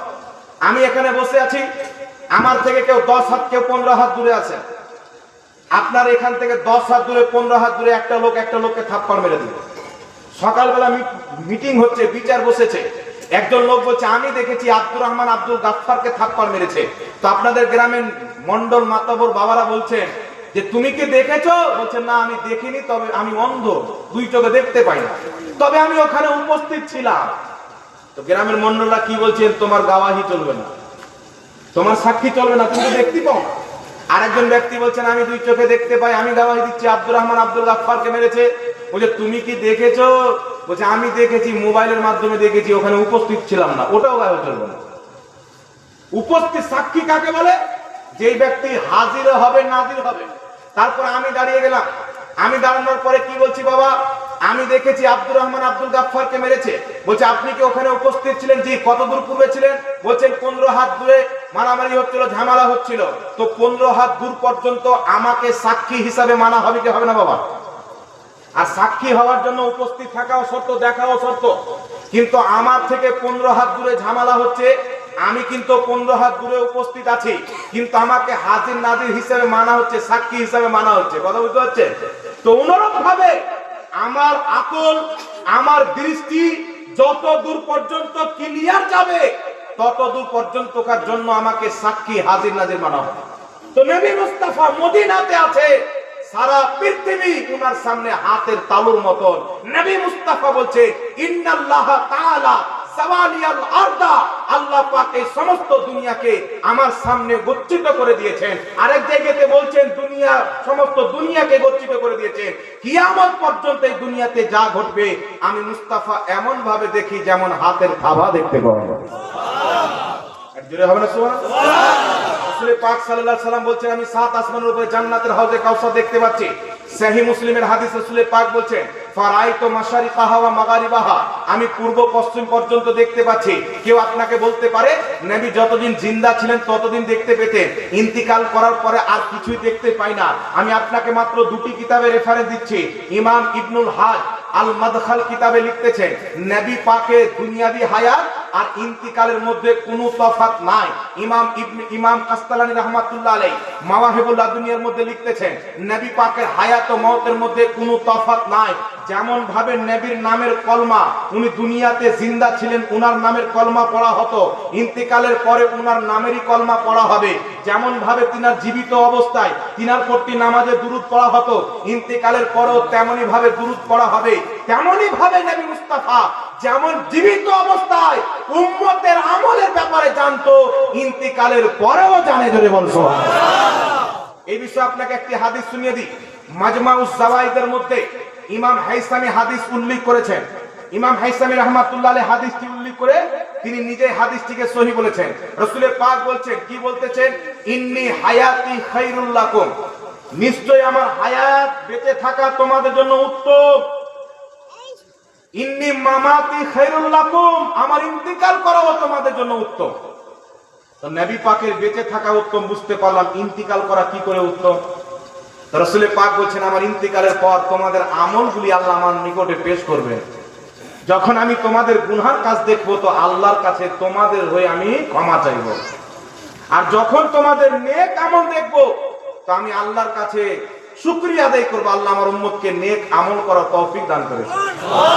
তাহলে এই হাদিস থেকে কি বোঝা যায়? নবী আমাদের আমল দেখবেন কি দেখবেন না? আল্লাহ দেখাবেন, নবী মুস্তাফা দেখবেন আল্লাহর দেখাতে, এটা আমরা বিশ্বাস করি। আর নবী মুস্তাফা সাল্লাল্লাহু আলাইহি সাল্লাম হাজির হতে পারেন। উনি কি কবর থেকে কোথাও যেতে পারে কি পারে না বাবা? কথা বলে, উনি কবর থেকে কোথাও যেতে পারে কি পারে না? আচ্ছা, নবী কবরে জিন্দা না মুর্দা? নবী কবরে জিন্দা না? কিন্তু দেওবন্দি ভাইদের সবচেয়ে বড় ইমাম ইসমাইল দেহলভি তাকলিয়াতুল ইমানে লিখেছেন নবী মরে মাটির সাথে মিশে গেছে। তাহলে এই আকীদাটা কি সুন্নাতি আকীদা না বিদাতি আকীদা? কথা বলে, এটা ভরা আছে তাকলিয়াতুল ইমান। ওই তাকলিয়াতুল ইমান ইসমাইল দেহলভি দেওবন্দি ভাইদের তবলিগি জামাত যে ভাইরা করে ওদের সবচেয়ে বড় বুজুর্গ লিখতেছেন আমরাও আদম সন্তান, নবীরাও আদম সন্তান। তো নবীদেরকে আল্লাহ বেশি ইজ্জত দিয়েছেন তো ওরা বড় ভাই, আমরাকে কম ইজ্জত দিয়েছেন তো আমরা ছোট ভাই। সুতরাং নবীর সম্মান বড় ভাইয়ের মতো করতে হবে। কার মতো করতে হবে? নবীর সম্মান বড় ভাইয়ের মতো করতে হবে। আর নবী মরে মাটির সাথে মিশে গেছেন। ওই তাকবিয়াতুল ইমানে লিখেছে যে নবী পাক উম্মতের কোনো সুপারিশ উপকার করতে পারে না। তাহলে এগুলো কি মুসলমানের আকীদা বাবা? আর জোরে বলতে হবে মুসলমান। আমরা নবী মুস্তাফাকে কবরে জিন্দা মনে করি। একটি হাদিস আপনার সম্মুখে উপস্থাপন করছি। কিতাবটির নাম হলো মুসনাদে বাজ্জার। মুসনাদে বাজ্জারের মধ্যে হাদিস, হাদিসটির সনদ হচ্ছে সহিহ। রাসূল পাক বলেন আল আমবিয়া ও আহইয়াউন ফি কুবুরিহিম ইউসাল্লুন, আল্লাহর প্রত্যেক নবী জিন্দা, নিজের কবরে তারা নামাজ আদায় করে। সহিহ মুসলিমের মধ্যে সহিহ হাদিস। রাসূল পাক বলেন আমি যখন মিরাজের রাত্রিতে মুসা নবীর কবরের পাশে দিয়ে মসজিদে আকসা যাচ্ছিলাম, আল্লাহর হাবিব বলছেন মারারতু আলা মুসা ওয়া হুয়া ইউসাল্লি ফি কবরিহি, আমি মুসা নবীকে দেখলাম তিনি নিজের কবরে নামাজ পড়তেছিলেন। কায়েমুন ইউসাল্লি, নিজের কবরে তিনি দাঁড়িয়ে দাঁড়িয়ে নামাজ পড়ছিলেন। তারপর রাসূল পাক বলছেন আমি যখন মসজিদ আকসায় উপস্থিত হলাম তো প্রত্যেক নবী আমার অপেক্ষা করতেছিলেন, আমি ইমামতি করলাম, প্রত্যেক নবী আমার পিছনে নামাজ পড়লেন। এখন আপনাকে বলতে চাই পৃথিবীর মুসলমান, আমার নবী তো দুনিয়াতে বাহায়াত ছিলেন, প্রত্যেক নবী বারজাখি জীবনে চলে গেছেন, কিন্তু দুনিয়াতে মসজিদে আকসা আছেন ফিলিস্তিনের মাটিতে, সেখানে আমার নবী ইমামতি করছেন। প্রত্যেক নবী বারজাখি জিন্দেগি থেকে এসে আমার নবীর পিছনে নামাজ পড়ছেন। এই হাদিস থেকে কি বোঝা যায়? নবীগণ কবরে জিন্দা আছে, যদি কোথাও যেতে চায় আল্লাহর দেওয়া শক্তিতে যেতেও পারে। ইমাম জালালউদ্দিন সিউতি বলতেছে আমি নবী মুস্তাফাকে চর্মচক্ষে 72 বার দেখেছি, বল সুবহানাল্লাহ। তাহলে যদি কবর থেকে কোথাও না যেতে পারে, চর্মচক্ষে কাকে দেখলেন? ইমাম ইবনে হাজার আসকালানী বুখারী শরীফের সারা ফাতহুল বারির মধ্যে লিখতেছেন, আমাদের সালফে সালিহিনগণ নবীকে স্বপ্নে তো দেখেছেন, আবার ডাইরেক্ট নবী মুস্তাফা তাদেরকে সাক্ষাৎ দিয়ে তাদের মুশকিল প্রশ্নগুলির উত্তর দিয়ে নবী মুস্তাফা নিজের জায়গাতে চলে গেছেন, জোরে বল সুবহানাল্লাহ। এই জন্য পৃথিবীর মুসলমান একটি আর হাদিস শুনে সহিহ মুসলিমের মধ্যে আমার আপনার নবী সাল্লাল্লাহু আলাইহি সাল্লাম বলতেছেন, এক্ষুনি আমি মুসা নবীকে দেখলাম, কাবা ঘরের পাশে নবী মুস্তাফা মক্কায় দাঁড়িয়ে আছেন। হঠাৎ করে আল্লাহর নবী বলছেন, আমি এক্ষুনি মুসা নবীকে দেখলাম, তিনি তালবিয়া পাঠ করতেছিলেন। তালবিয়া কাকে বলে? লাব্বাইক লাব্বাইক আল্লাহুম্মা লাব্বাইক লা শারিকা লাকা লাব্বাইক ইন্নাল হামদা ওয়ান নি'মাতা। এটা যে আপনার হাদিস সাহেবরা পড়ে, এটাকে তালবিয়া বলা হয়। রাসূল পাক বলতেছেন, এক্ষুনি মুসা নবীকে দেখলাম, তিনি তালবিয়া পাঠ করতেছিলেন। এই পৃথিবীর মুসলমান, আমার নবীর জন্মের 1000 বছর পূর্বে কম বেশি মুসা আলাইহিস সালাম ইন্তিকাল করেছেন কিনা? আমার নবীর পূর্বে ইন্তিকাল করেছেন। আর নবী মুস্তাফা বলছেন, মুসা নবীকে দেখলাম, উনি তালবিয়া পাঠ করতেছিলেন। ইমাম নববী রাহমাতুল্লাহ আলাইহি সহিহ মুসলিমের সারা করতে গিয়ে লিখতেছেন শারহে মুসলিম কিতাবে, যে নবীগণ এই হাদিস দ্বারা প্রমাণিত হয়, তারা ইন্তিকালের পর হজের যখন মহিনা আসে, তারা কবর থেকে বেরিয়ে এসে কাবার তাওয়াফ করে, তারা হজ করে, জোরে বল সুবহানাল্লাহ। তাহলে আমরা হাদিস মানবো না ইসমাইল দাহিলভির কথা মানবো? নবী মনে মাটির সাথে মিশে গেছে। ইসমাইল দাহিলভি সাহেব সিরাতে মুস্তাকিম 148 পৃষ্ঠার মধ্যে লিখছেন, কিতাব এখানে আছে, দরকার বলে দেখাবো। লিখতেছেন কি, নামাজের মধ্যে যদি জেনার স্মরণ চলে আসে, স্বামী স্ত্রীর সহবাসের স্মরণ চলে আসে, নামাজ হবে। গরু ছাগলের স্মরণ আসে, নামাজ হবে। মুহাম্মদ রাসূলুল্লাহর স্মরণ আসে, তো নামাজ হবে না, শিরক হবে। এটা কোন মুসলমানের আকীদা হতে পারে বাবা? জোরে বলেন। এটা কি আহলে সুন্নাত ওয়াল জামাতের আকীদা? আহলে সুন্নাত ওয়াল জামাতের আকীদা কি? সহিহ বুখারীতে হাদিস লিপিবদ্ধ, হযরতে আবু বকর সিদ্দিক আসরের নামাজের ইমামতি করছেন। কয়েক রাকাত নামাজ হয়ে গেছে, আল্লাহর নবী মুস্তাফা হুজরা থেকে বেরিয়ে আসলেন।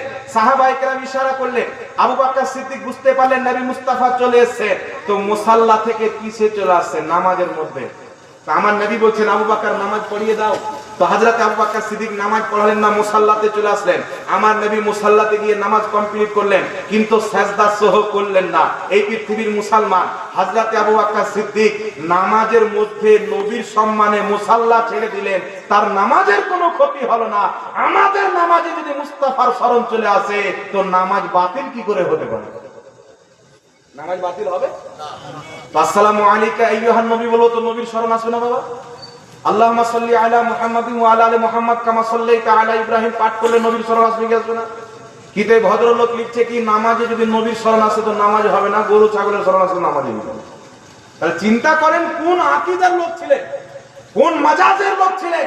শুধু তাই নয়, পৃথিবীর মুসলমান, এদের কিতাবের মধ্যে লেখা আছে যে মিথ্যা বলা আল্লাহর কুদরতের অন্তর্ভুক্ত। আল্লাহ মিথ্যা বলতে পারে? এই আল্লাহ মিথ্যা বলতে পারে কি? কথা বলে। মিথ্যা বলা হচ্ছে এক ত্রুটি, আল্লাহর কুদরতে কোনো ত্রুটি নাই। মিথ্যা আল্লাহর কুদরতের অন্তর্ভুক্ত নয়। কোন কিতাবে আছে? তাফসিরে কবিরের মধ্যে ইমাম ফখরুদ্দিন রাজি লিখেছেন। তাফসিরে মাআনিমুত তানজিলের মধ্যে লেখা আছে, আকীদাতুত তাহাবীর মধ্যে লেখা আছে যে মিথ্যা বলা এক ত্রুটি, আল্লাহর কুদরত এক থেকে পাক। কেউ যদি বলে আল্লাহর কুদরতে মিথ্যা আছে, মিথ্যা বলতে পারে, সে আর মুসলমান থাকবে না, ইসলাম থেকে বেরিয়ে যাবে। এই আকীদা কে লিখেছেন? রশিদ আহমদ গাঙ্গুহি সাহেব ফাতাওয়া রশিদিয়াতে লিখেছেন, কিতাব এখানে বলা আছে। এইজন্য আপনাকে বলতে চাই, পৃথিবীর মুসলমান, কিয়ামতের ময়দানে আপনার আকীদা যদি আহলে সুন্নাত ওয়াল জামাত মোতাবেক হয়, পাহাড় সমতুল্য যদি পাপ থাকে, এটা আমি বলছি না, আমার নবী মুস্তাফা বলেছেন। কিতাবটির নাম সুনানে ইবনে মাজাহ, হাদিসের সনদ হচ্ছে সহিহ। আন আনাস ইবনে মালিক রাদিয়াল্লাহু তাআলা আনহু قال قال رسول الله صلى الله عليه وسلم শাফাআতি লিআহলিল কাবাইর মিন উম্মতি। আমার নবী মুস্তাফা বলেছেন, কিয়ামতের ময়দানে আমি বড় বড় পাপীদের শাফাআত করে তাকে জান্নাতে নিয়ে যাব। পাপীদের নবী শাফাআত করবেন কাদের? পাপ ছিল কিন্তু আহলে সুন্নাত ওয়াল জামাতের আকীদা ছিল, নবীর গুস্তাখ ছিল না।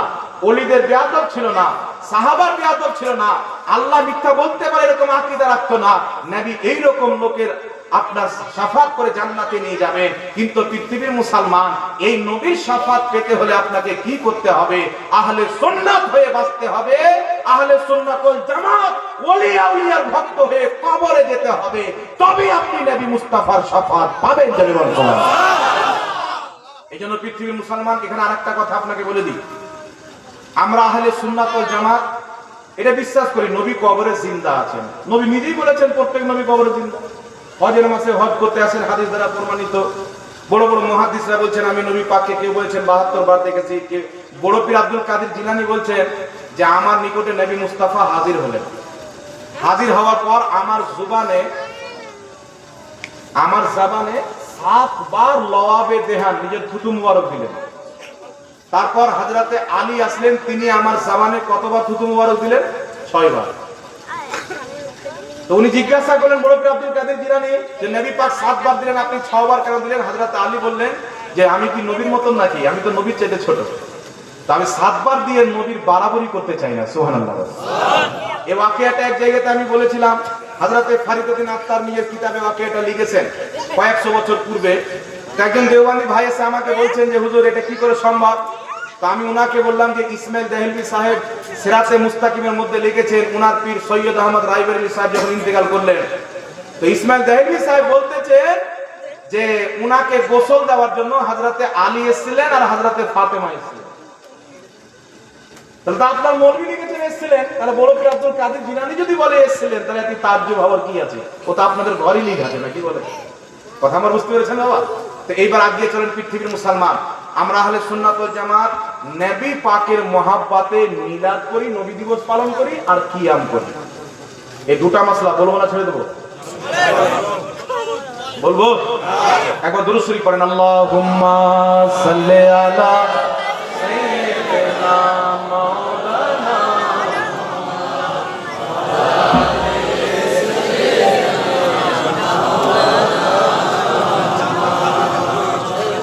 সাল্লাল্লাহু তাআলা আলাইহি ওয়াসাল্লাম। বিরাদর ইসলাম, একটু আমার দিকে লক্ষ্য করবেন। নবী পাক সাল্লাল্লাহু আলাইহি সাল্লামকে না দেখে তিনার সম্মানে দাঁড়িয়ে সালাতু সালাম পাঠ করাকে কিয়াম বলি আমরা। এখনই যে আমি প্রথমে যেটা করলাম এটাকে বলা হয় কিয়াম। এখন কিয়াম করা কি? তো আমাদের নিকটে আহলে সুন্নাত ওয়াল জামাতের নিকটে কিয়াম করা মুস্তাহাব ও মুস্তাহাসান, ফরজ নাই, ওয়াজিব নয়, নেকির কাজ, সওয়াবের কাজ, ভালো কাজ। এর দলিল আমি আপনাদের সম্মুখে উপস্থাপন করব। তবে একটা কথা মনে রাখবেন পৃথিবীর মুসলমান, আগে বিদআত কাকে বলে এটা শুনেলেন, বিদআত আগে কাকে বলে এটা শুনেলেন। ইমাম মুল্লা আলী কারি রাহমাতুল্লাহ আলাইহি, তারপরে ইমাম আইজউদ্দিন রাহমাতুল্লাহ আলাইহি, ইনারা বিদআতের সংখ্যা কি করেছেন? আল বিদআতু কুল্লু শাইইন উমিলা আলা গায়রি মাসালিন সাবাকিন ফি শারিয়া ইহদাসু মা লাম ইয়াকুন ফি আহাদে রাসূলিল্লাহ সাল্লাল্লাহু আলাইহি ওয়াসাল্লাম। তিনারা বলতেছেন নবী মুস্তাফার যুগে যেই জিনিসটা হয়নি, নবী করেননি, উনার জামানাতে হয়নি, ওই প্রত্যেকটা জিনিস সাহাবীর যুগে হলেও বিদআত। কথা বুঝতে হচ্ছে? যেই জিনিসটা নবী পাকের যুগে হয়নি, সাহাবীর যুগে যদি হয় তবুও সেটা বিদআত। তবে প্রত্যেক বিদআত কি খারাপ এটা আমাদেরকে জানতে হবে। নবী মুস্তাফার যুগে পাক্কি মসজিদ তৈরি হয়নি, নবী মুস্তাফার যুগে মসজিদের মিনার তৈরি হয়নি, নবী পাকের যুগে সাহাবীর যুগে পাক্কি মসজিদ ছিল না, মসজিদের মিনার ছিল না। নবী পাকের যুগে সাহাবীর যুগে মসজিদে যে মেহরাব আছে, আপনারা মেহরাব বুঝেন কিনা বাবা? মেহরাব বুঝেন তো? এই যে মসজিদের ভিতরে ইমাম সাহেবের জায়গা বেড়ে থাকে, ওটাকে মেহরাব বলা হয়। নবীর যুগে মেহরাব ছিল না, সাহাবীর যুগে মেহরাব ছিল না।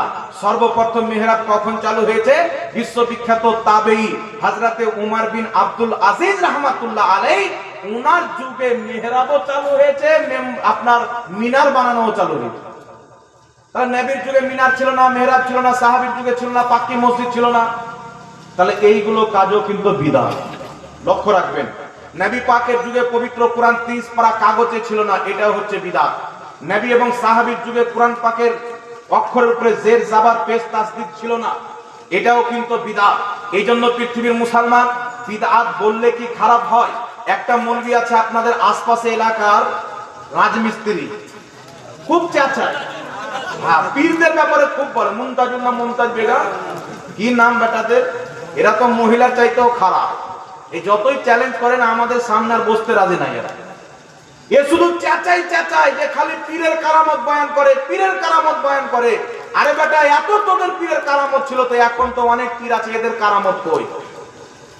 আচ্ছা বলেন তো বাবা, ইমাম বুখারী শরীফ লিখেছেন, উনি মুহাদ্দিস ছিলেন। এখনো তো দুনিয়াতে বড় বড় মুহাদ্দিস আছে, ইনারা কেন দ্বিতীয় বুখারী লেখেনি? কথা মনে হয় বুঝতে পারেননি। এবার একটা জবাব আপনাকে দিয়ে দিতে, হুজুর সাহাবায়ে কেরামের যুগে কম কারামত বর্ণিত হয়েছে, কিন্তু মিডিলে এসে 100 বছর 200 300 400 500 600 700 বছর পূর্বে যত ওলিয়া উলিয়া ছিলেন, ইনাদের কারামত খুব বয়ান হয়েছে কেন?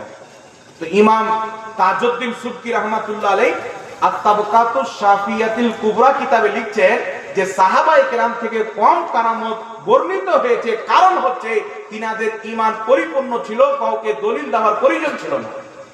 আর মিডিলে এসে আউলিয়ায়ে কেরামের কারামত আল্লাহ পাক বেশি জাহির করিয়েছে, কারণ মিডিলে এসে আউলিয়ায়ে কেরামের শান প্রকাশ করার প্রয়োজন ছিল। জোরে বলুন সুবহানাল্লাহ। এই জবাব কে দিয়েছেন? ইমাম তাজউদ্দিন সুবকি, সকালের মাথার তাজ। কথা মনে হয় বুঝতে পারেননি। আর এটা নয় যে সাহাবায়ে কেরামের যুগে কম কারামত হয়েছে, তো মিডিলে কেন বেশি হয়েছে? 100 200 300 বছর পীরের কারামত বয়ান করছেন, আজকালকার পীরের কারামত কেন হয় না? বেটা, কারামত কাকে বলে ওটাই তো জানো না। কারামত কাকে বলে?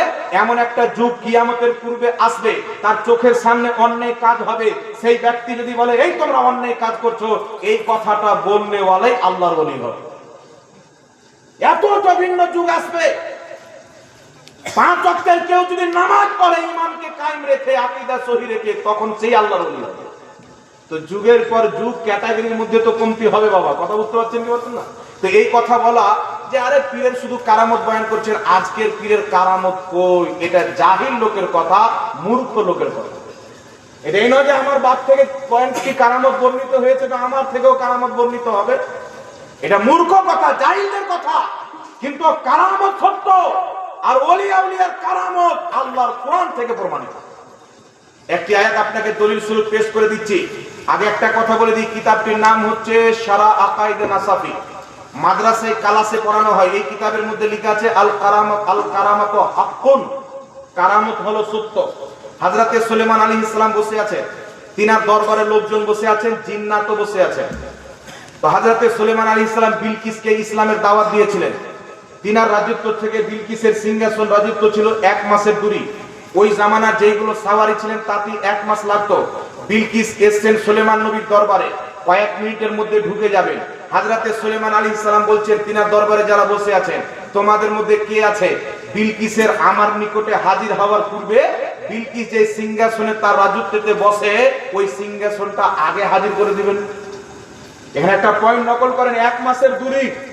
ওই জামানার তেজ রাস্তার সাওয়ারিতে 1 মাস লাগতো, আর 1 মাসের দূরের সিংহাসন সুলাইমান নবী 2-3 মিনিটের মধ্যে আনতে বলছে। তা আল্লাহ বলছেন যে একজন জিন্নাত দাঁড়ালো, জিন্নাতটা দাঁড়িয়ে বলছেন হুজুর আপনি আমাকে অনুমতি দেন, আপনার এই জায়গা থেকে উঠার পূর্বে আমি হাজির করে দেব। মানে কম বেশি বুঝানোর জন্য বলছি, কম বেশি 2 থেকে 2.5 ঘন্টা টাইম চাইলো। কে? জিন্নাত। তো সুলাইমান আলাইহিস সালাম বলছেন বিলকিস তো কিছুক্ষণের মধ্যে চলে আসবে, এত টাইম নাই, এরও আগে কে আনতে পারবে? তো আল্লাহ বলছেন ক্বালাল্লাযী ইনদাহু ইলমুম মিনাল কিতাব, একজন ব্যক্তি বললেন যাকে আল্লাহ পাক কিতাবের জ্ঞান দান করেছিলেন, আনা আতিকা বিহি ক্বাবলা আইয়ারতাদ্দা ইলাইকা তারফুক। আল্লাহ পাক কোরআনে বলছেন সেই ব্যক্তি বললেন হুজুর আপনি আমাকে অনুমতি দেন, আপনার চোখের পলক বন্ধ করে খোলার পূর্বে বিলকিসের সিংহাসন হাজির করে দেব। জিন্নাত বলছেন 2-2.5 ঘন্টা টাইম লাগবে। আর আল্লাহর ওলি আসিফ বিন বারখিয়া সুলাইমান নবীর উম্মতের ওলি বলছে চোখের পলক বন্ধ করে খোলার পূর্বে হাজির করে দিব। সুলাইমান নবী বলছেন হাজির করা হোক, অর্ডার করলেন, চোখের পলক বন্ধ করে খুলে দেখছেন সামনে সিংহাসন হাজির আছে। যে কাজ জিন্নাত পারে না আল্লাহর ওলিরা পেরে নেয়। এইজন্য যারা আল্লাহর ওলি হয়, কামিল ওলি, সচ্চা পাক্কা আল্লাহর ওলি, তাদেরকে আল্লাহ ক্ষমতা দান করে, মুহূর্তের মধ্যে তারা পৃথিবীর চক্কর লাগাইতে পারে। যাবে বল সুবহানাল্লাহ। তো হযরতে আসিফ বিন বারখিয়া সেকেন্ডও নয় বাবা, মুহূর্তের মধ্যে 1 মাসের দূরি থেকে সিংহাসন হাজির করে দিলেন। তারা আল্লাহর ওলির পাওয়ার কথাই চিন্তা করেন। উনি সুলেমান নবীর উম্মতের ওলি, তো মুহাম্মদ রাসূলুল্লাহর উম্মতের ওলির কত পাওয়ার হবে। প্রত্যেক নবীর মধ্যে আমার নবীর কোনো তুলনা নাই, প্রত্যেক নবীর ওলির মধ্যে আমার নবী মুস্তাফার উম্মতের ওলির কোনো তুলনা নাই। জোরে বলেন সুবহানাল্লাহ। এইজন্য ওলি আউলিয়াদের কারামত সত্য। তো কয়েকটা মৌলবি বেরিয়েছেন বাবা, বর্ধমানের একটা পোল্ট্রি মুরগি বেরিয়েছে, আর এই নিচটা হলো হাতি সুরের মতন গোদলা, বুঝতে পারছে। আর একটা আপনাদের পাশে এলাকা, এখান থেকে মনে হয় 15-20 কিলোমিটার দূরে হবে নাকি। হ্যাঁ, এদের কোনো কাজ নাই, এদের কাজই হলো খালি পীরদের আল্লাহর ওলিদের সামনে বেয়াদবি করে। এতেই ওদের রুজি রোজগার চলছে, এটা ওদের কিসমত। আর আমাদের রুজি রোজগার চলছে নবী ওলিদের শান বয়ান করাতে, এটা আমাদের কিসমত। কিয়ামতের ময়দানে দেখা হবে যারা নবী ওলির শান বয়ান করত তারা ওলিদের কাতারে হবে না, যারা তাদের বেয়াদবি করত তারা তাদের কাতারে হবে। আর একটা আকীদা ক্লিয়ার করে নেবেন, কিয়ামতের ময়দানে আল্লাহর ওলিরাও শাফাআত করবেন। বুখারী শরীফের মধ্যে 2টি হাদিস রয়েছে। একটি হাদিসে রাসূল পাক বলেছেন কিয়ামতের ময়দানে ইয়াশফাউল আম্বিয়া ওয়াল মুমিনিন, নবীগণ সুপারিশ করবেন এবং আল্লাহর ঈমানদার বান্দা অর্থাৎ ওলিরাও সুপারিশ করবেন। বুখারী শরীফের হাদিস। রাসূল পাক বলেছেন এমন ভাবে সুপারিশ করবেন, তারা নিজের মান্যওয়ালা নিজের ভাইদের সুপারিশ করবেন। সুপারিশ করার জন্য আল্লাহর সাথে তারা এমন ভাবে ঝগড়া করবে, দুনিয়াতে যেমন জমি নিয়ে ঝগড়া হয় এর চাইতে বেশি ঝগড়া করবেন আল্লাহর সাথে সুপারিশ করার জন্য।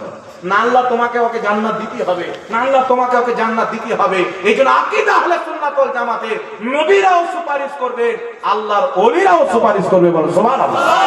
এটা কোরআন দ্বারা প্রমাণিত, বুখারীর হাদিসে অসংখ্য হাদিস দ্বারা প্রমাণিত। এইজন্য বর্তমানে কিছু মৌলবি বেরিয়েছে যে কিয়ামতের ময়দানে নবীরা নফসি নফসি করবেন, তো তোমার পীর কি করে বাঁচাবে? তো পাগলা, এটা তো তুমি প্রথমকার কথা বলছো। প্রথম সবাই নফসি নফসি করে আদম নবীর দরবারে যাবেন, ইব্রাহিম নবীর দরবারে যাবেন। সব নবী বলবেন ইযহাবু ইলা গায়রি, অন্য নবীর কাছে যাও। সর্বপ্রথম আল্লাহ পাক আমাদের নবীকে সুপারিশ করার অনুমতি দিবেন। নবী পাকের সুপারিশ যখন চালু হয়ে যাবে, তারপর প্রত্যেক নবীকে অনুমতি দেওয়া হবে, সাহাবীকে অনুমতি দেওয়া হবে, হাফিজে কোরআনকে অনুমতি দেওয়া হবে, হাজীকে অনুমতি দেওয়া হবে, আল্লাহর ওলিদেরকে অনুমতি দেওয়া হবে। এইজন্য নবীও সুপারিশ করবেন, আল্লাহর ওলিও সুপারিশ করবেন। সুবহানাল্লাহ। যারা বলে ওলিরা সুপারিশ করতে পারে না, এদের আকীদা কোরআন হাদিস দ্বারা নয়, আমেরিকার ডলার দিয়ে চলে। আমরা আহলে সুন্নাত ওয়াল জামাত কোরআন হাদিসকে বিশ্বাস করি। আমরা ডলারে বিক্রি হইনি, মুস্তাফা জানের রহমতের কদমে বিক্রি হয়েছে। বলতেছিলাম পৃথিবীর মুসলমান মিলাদ এবং কিয়াম। আমরা মিলাদ কিয়াম কেন বলি?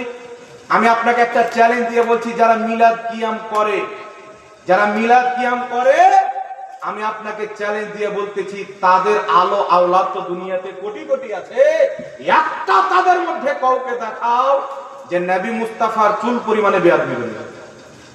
দেখাতে পারবে? যারা মিলাদ করে কিয়াম করে তাদের ছেলে পিলে তারা কোনোদিন নবীর বেয়াদব হয় না। যারা মিলাদ কিয়ামকে বিদআত নাজেজ বলে তাদের মৌলবীরা তো বেয়াদব, তা আলা আওলাদ কি হবে? হ্যাঁ, নবী নবী করছে, নবী কি কিছু করতে পারে নাকি?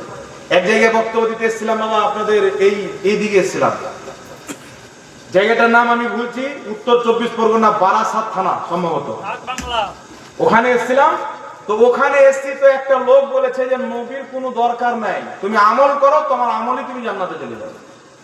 জান্নাত আর বাবার বলছে নবীর দরকার নাই, আমল করে জান্নাতে চলে যাবে। ও মুসলমান আছে বাবা, যে বলবে নবীর দরকার নাই, আর ঈমান থাকবে? এই জোরে বলেন, ঈমান থাকবে? এবার চলে আসেন পৃথিবীর মুসলমান, সময় কম আছেন, তাই আপনাদের সম্মুখে আরো কয়েকটি মাসলা বয়ান করতে হবে। আমরা মিলাদ কিয়াম কেন করি? আমি আপনাকে চ্যালেঞ্জ দিয়ে বলতেছি, আগে বিদআত কাকে বলে বুঝতে হবে। প্রত্যেক বিদআত খারাপ নয়। আপনি কিতাব খুলেন, রাসূল পাক সাল্লাল্লাহু আলাইহি সাল্লাম বলতেছেন কুল্লু বিদআতিন দালালা, প্রত্যেক বিদআত হচ্ছে পথভ্রষ্ট। ইমাম মুল্লালি কারি মিরকাতে সারা মিরকাতের মধ্যে উল্লেখ করছেন কুল্লু বিদআতিন দালালা আম মাখসুসুন, প্রত্যেক বিদআত পথভ্রষ্ট। এর অর্থ হচ্ছে প্রত্যেক খারাপ বিদআত, প্রত্যেক খারাপ বিদআত পথভ্রষ্ট।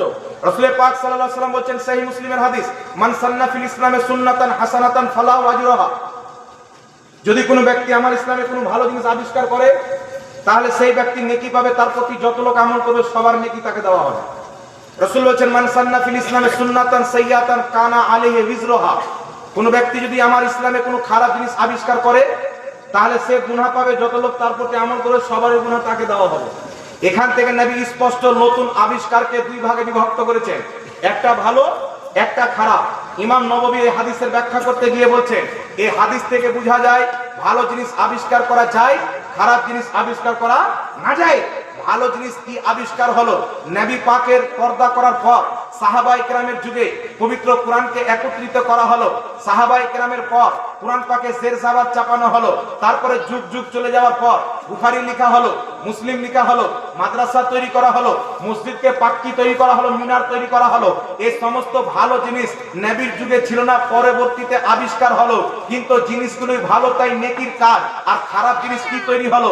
নবী মরে মাটির সাথে মিশে গেছে, জঘন্য আকীদা তৈরি করা হলো। আল্লাহ মিথ্যা বলতে পারে, জঘন্য আকীদা তৈরি করা হলো। নবীকে পিঠ পিছনের খবর ছিল না, জঘন্য আকীদা তৈরি করা হলো। নবীকে কোনো উপকার করতে পারে না, জঘন্য আকীদা তৈরি করা হলো। ওলিয়া উলিয়া মানা যাবে না, জঘন্য আকীদা তৈরি করা হলো। এই জন্য পৃথিবীর মুসলমান যেইগুলো ভালো আবিষ্কার ছিল সেইগুলোকে আহলে সুন্নাত ওয়াল জামাত গ্রহণ করেছে, আর যেইগুলো খারাপ আবিষ্কার ছিল সেইগুলোকে আপনার ওয়াহাবিরা আপনার পালন করেছে, তারা গ্রহণ করেছে। তাহলে খারাপ বিদআত কাদের কাজ রয়েছে? যারা নবীর বেয়াদবি করেছে, আল্লাহর বেয়াদবি করেছে। আর আমাদের কাছে তো ভালো জিনিসটা আছে আলহামদুলিল্লাহ। যাই হোক, একটু লক্ষ্য করে শুনেন, দলিল দিয়ে দিচ্ছি। ইমাম ইবনে হাজার আসকালানী বুখারী শরীফের সারা ফাতহুল বারীর মধ্যে লিখতেছেন, বিদআত হলো 5 প্রকার। কত প্রকার? ইমাম নববী রাহমাতুল্লাহ আলাইহি শারহে মুসলিমের মধ্যে লিখতেছেন, আল বিদআতু খামসাতু আকসামিন, বিদআত হলো 5 প্রকার।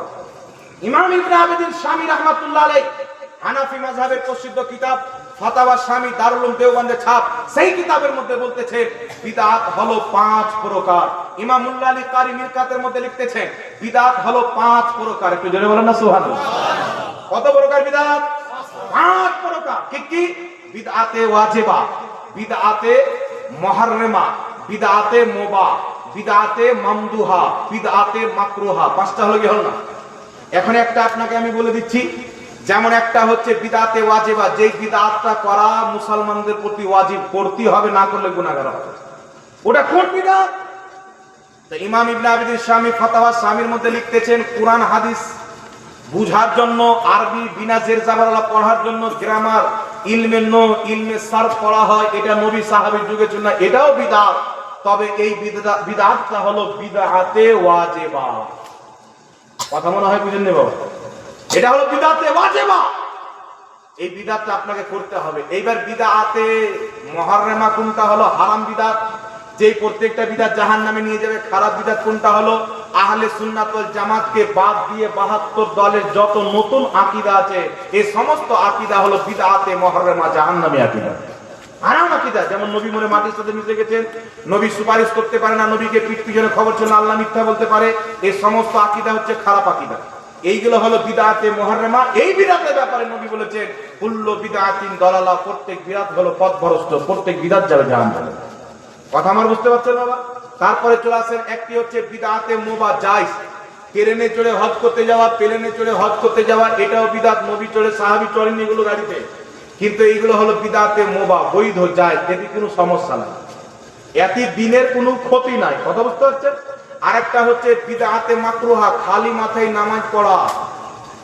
খালি মাথায় নামাজ পড়ে না, এটা অপছন্দনীয় কাজ। আরেকটা হচ্ছে বিদআতে মুবাহ, মুস্তাহাব আমল। কোনটা মুস্তাহাব আমল? যে বর্তমানে আমরা যে কিয়ামটা করতেছি, এর আসল তো হাদিসের মধ্যে আছে, তবে সবাই মিলে একত্রিত হয়ে নবীর সম্মানে দাঁড়িয়ে রাসূলকে সালাত ও সালাম পেশ করা, এটা হচ্ছে বিদআতে মামদুহা, অর্থাৎ প্রশংসিত বিদআত। এই রকম বিদআতের প্রতি আমল করা হচ্ছে মুস্তাহাব।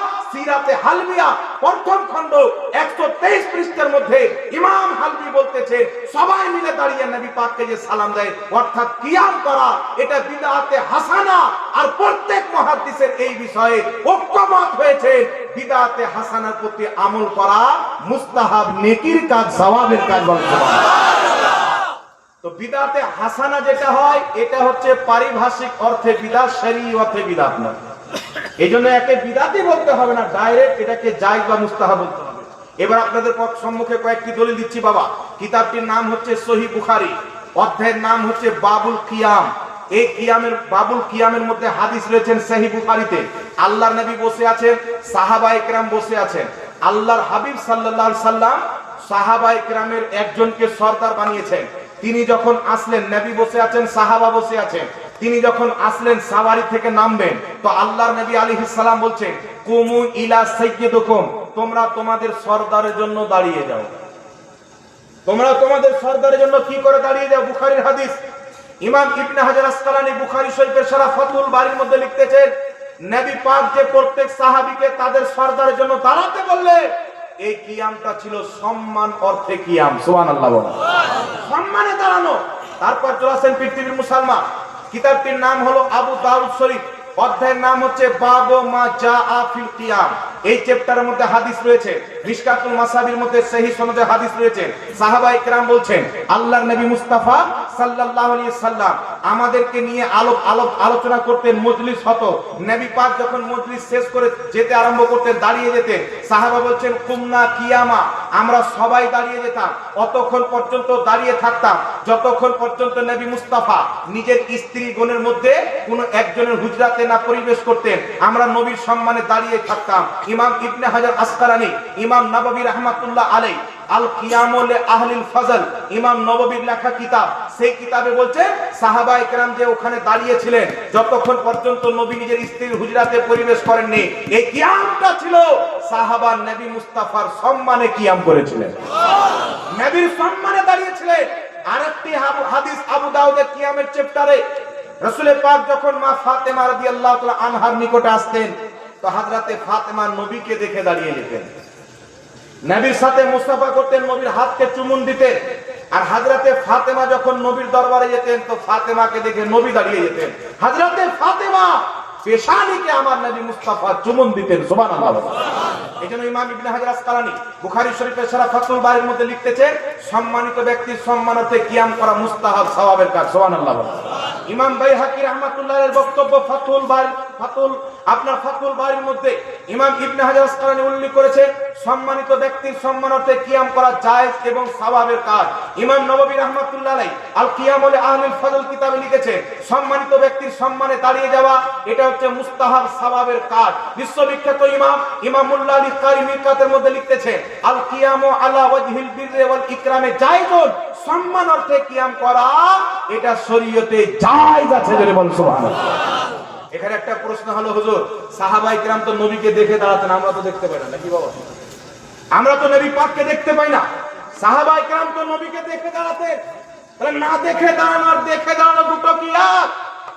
এই বিষয়ে আমি কি বলবো বাবা? বিশ্ববিখ্যাত ইমাম কাজী আয়াজ মালকি রাহমাতুল্লাহ আলাইহি নিজের কিতাব আশ-শিফা, এই কিতাবের মধ্যে লিখতেছেন, যেমন ভাবে সাহাবায়ে কেরাম নবী মুস্তাফাকে দেখে সম্মান করেছে, তেমন ভাবে না দেখে কিয়ামত পর্যন্ত নবীর সম্মান করা উম্মতের জন্য আল্লাহ পাক জায়েজ করে দিয়েছে।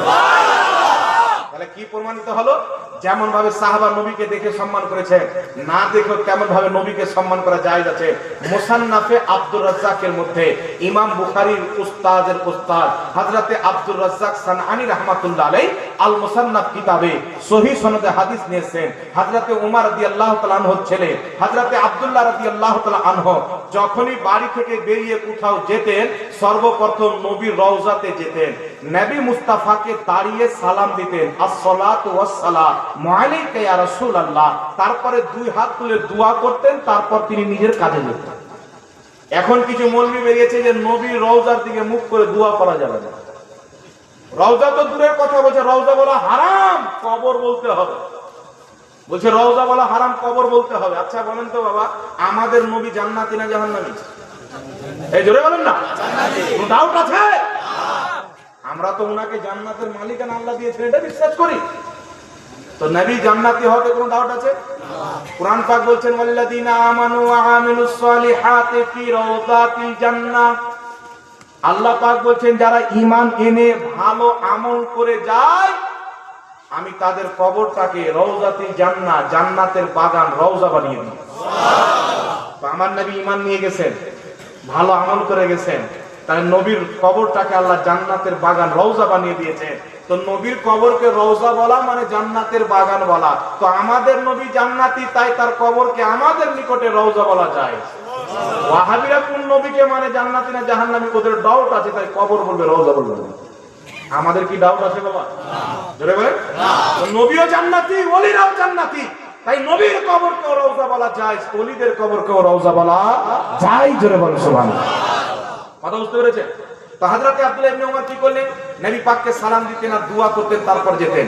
কিন্তু পৃথিবীর মুসলমান বর্তমানে কিছু মৌলবি বাংলাদেশে বেরিয়েছেন, বলছে রাসূলুল্লাহর কবরের দিকে মুখ করে দোয়া করতে হবে না, দোয়া করতে হবে কাবার দিকে মুখ করে। আচ্ছা, একটা কথা আপনাদেরকে বলবো বাবা, আল্লাহ পাক নামাজের কিবলা নির্ধারিত করেছেন, নামাজের কিবলা, সাজদার কিবলা, কিন্তু দুয়ার কিবলা নির্ধারিত করেননি। আপনাদের কিবলা কোন দিকে বাবজি? এইদিকে, এদিকে। আচ্ছা, এইদিকে কিবলা, আমি যদি এইদিকে মুখ করে দোয়া করি কোনো অসুবিধা আছে? জায়েজ আছে। কেন? যে দুয়ার কোনো কিবলা নির্ধারিত নাই। দুয়ার কিবলা হলো আসমান, আসমানের দিকে হাত তুলে দোয়া করেন, আপনার মুখ যেদিকে থাকে। কিন্তু কিছু মৌলবি কি করছেন জানেন? দুয়ারও একটা কিবলা বানাচ্ছে, যে কাবার দিকে মুখ করে করে। নবীর রওজা দিকে মুখ করে যাবে না, মুসলমানের কবর দিকে মুখ করে দোয়া করা যাবে না, ওলিদের রওজা দিকে মুখ করে দোয়া করা যাবে না। আমি কি মিথ্যা বলছি না? আছে বাবা, সোশ্যাল মিডিয়াতে পেয়ে যাবেন। তবে ইমামদের কি আকীদা ছিল, সালাফদের কি আকীদা ছিল শুনেন পৃথিবীর মুসলমান। ইমাম ইবনুল হাজ আল মাদখাল কিতাবে লিখতেছেন, ইমাম মালিক রাহমাতুল্লাহ আলাইহির নিকটে একজন বাদশা গেলেন, ইসলামিক বাদশা। যাওয়ার পরে বলছেন, হুজুর, আমি যখন নবী মুস্তাফার রওজা মুবারক জিয়ারত করব, তো আমি যে দোয়াটা করব, তো নবী রওজার দিকে মুখ করে না কাবার দিকে মুখ করে? কোন দিকে মুখ করে দোয়া করব? তো ইমাম মালিক রাহমাতুল্লাহ আলাইহি বলছে, তুমি ওই মহান ব্যক্তি থেকে নিজের চেহারা হটিয়ে কাবার দিকে কি করে করবে, যে নবী তোমারও ওসিলা, তোমার বাপ আদমেরও ওসিলা। আর দিক থেকে নিজের চেহারাকে ফিরিয়ে কেমন করে কাবার দিকে করবে? ইমাম মালিক বলতেছেন, যেই ব্যক্তি মুস্তাফার রওজার কাছে দোয়া করবে, তাকে মুস্তাফার দিকে চেহারা করতে হবে। সারা পৃথিবীর কাবা বাইতুল্লাহ, কাবারও কাবা মুহাম্মদুর রাসূলুল্লাহ।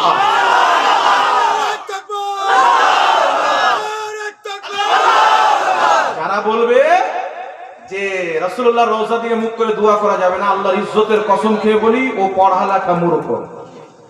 আর পড়ালেখা মূর্খ সবচাইতে খাতার না।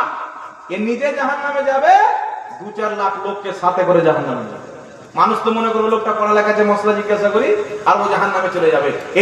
এই জন্য পৃথিবীর মুসলমান যাদের আকীদা নবী ওলির ব্যাপারে ঠিক নাই, তাদের কাছে ইসলাম শিখা উম্মতের জন্য নাজায়েজ এবং হারাম রয়েছে। যাদের আকীদা আহলে সুন্নাত ওয়াল জামাত মোতাবিক হবে, তাদের কাছে ইসলাম শিখা প্রত্যেক মুসলমানের কর্তব্য। জোরে বলেন সুবহানাল্লাহ। একটা হাদিস আপনাকে শোনাই, আপনারা হয়তো রাত দিন শুনেছেন বাবা। মুআজিজাতে রাসূল বলে একটি আরবিতে কিতাব লেখা হয়েছে, কম বেশি 500 বছর পূর্বে। সেই কিতাবে হাদিসটি কোট করা হয়েছে। হাদিসটি কি? একদিন আমার আপনার নবী সাল্লাল্লাহু আলাইহি সাল্লাম হযরতে বেলাল রাদিয়াল্লাহু তাআলা আনহুকে বলছেন, বেলাল, কাবার ছাদে চেপে আযান দাও। শুনেছেন না আপনারা? এবার আমার কাছে শুনেন। হযরতে বেলাল কাবা ঘরে চেপে গেলেন, আযান দেওয়ার কিবলা তো কাবা। কেউ যদি পূর্ব দিকে চেহারা করে আযান দেয়, আযান হবে? কোন দিকে আযান দিতে হবে?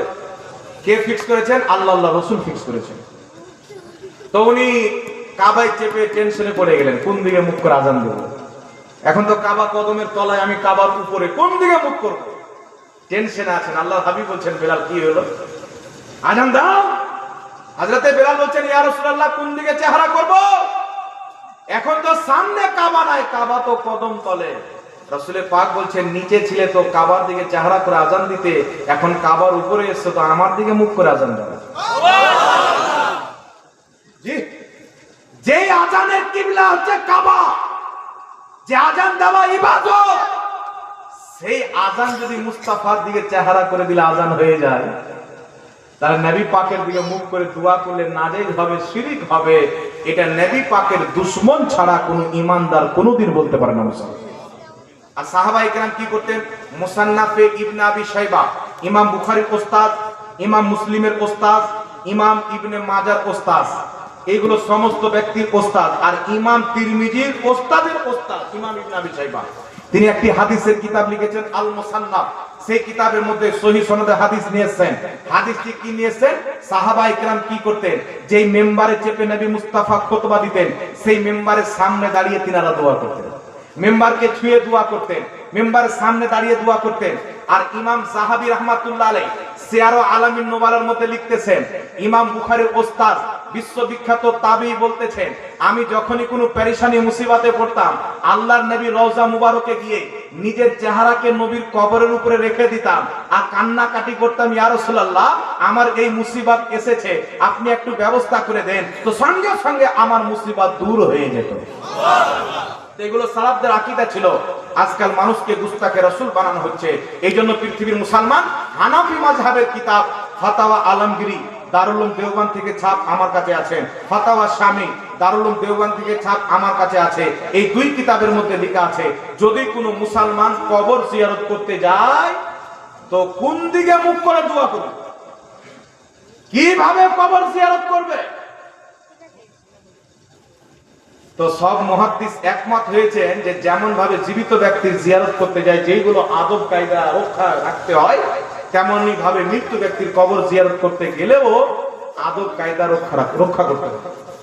একটা কথা আপনাকে বলে দিই, বাবা আপনার সঙ্গে আমি দেখা করতে আসলাম বা আপনি আমার সঙ্গে দেখা করতে আসলেন, আপনি আমার সামনে দেখা করতে আসলেন আর আমার দিকে পাছা করলে আর মুখটা করলেন ওই দিকে, আমি খুশি হব না বেজার হব? আমি চিন্তা করবো যে আমাকে দোয়া দিতে আসেনি, বদদোয়া দিতে এসেছে। তো দেখা কখন হবে? ফেস টু ফেস, আমার চেহারার দিকে আপনার চেহারা হবে। তো মুর্দাকে কোন দিকে শোয়ানো হয়? পশ্চিম দিকে তার মুখটা করা হয় কাবার দিকে। এই জন্য ফাতাওয়া আলমগীরি খুলেন, আমার মতন মৌলবি নয়। এখন এই যে কলকাতার যে রাজমিস্ত্রি বেরিয়েছে, এই বেটা ফাতাওয়া আলমগীরিকে নিয়ে খুব চুলকে বলা হয়। বলছে ফাতাওয়া আলমগীরিতে লেখা আছে যে কুকুর আর সুমার যদি কেউ বিসমিল্লাহ বলে জবাই করে ওর মাংস বিক্রি করা ব্যবসা করা যায়। কত বড় চিটার বেটা চিটার। আমার মনে হয় ওর মা যখন মিথ্যা বলছিল ওই সমাজে বেটার জন্ম হয়েছে। এত বড় মিথ্যা কথা কে বলতে পারে? ফাতাওয়া আলমগীরিতে লেখা আছে যে কোনো ব্যক্তি যদি কুকুরকে কেটে দেয়, গলা থেকে জবাই করে দেয়, তার সমস্ত রক্ত যদি বেরিয়ে যায়, আর যারা কুকুর খায় খ্রিস্টান, যারা কুকুরের মাংস খায়, তারা যদি এসে বলে ভাই কুকুরটা আমাকে বিক্রি করে দেয়, তো ওই সমাজে সেই যদি বিক্রি করে দেয় সেটা যায় যাবে না, যাবে না, এটা লেখা। তবে এই মাসলার প্রতি ফতোয়া নাই। মাসলা কিতাবে অনেক থাকে, সব মাসলার প্রতি ফতোয়া থাকে না।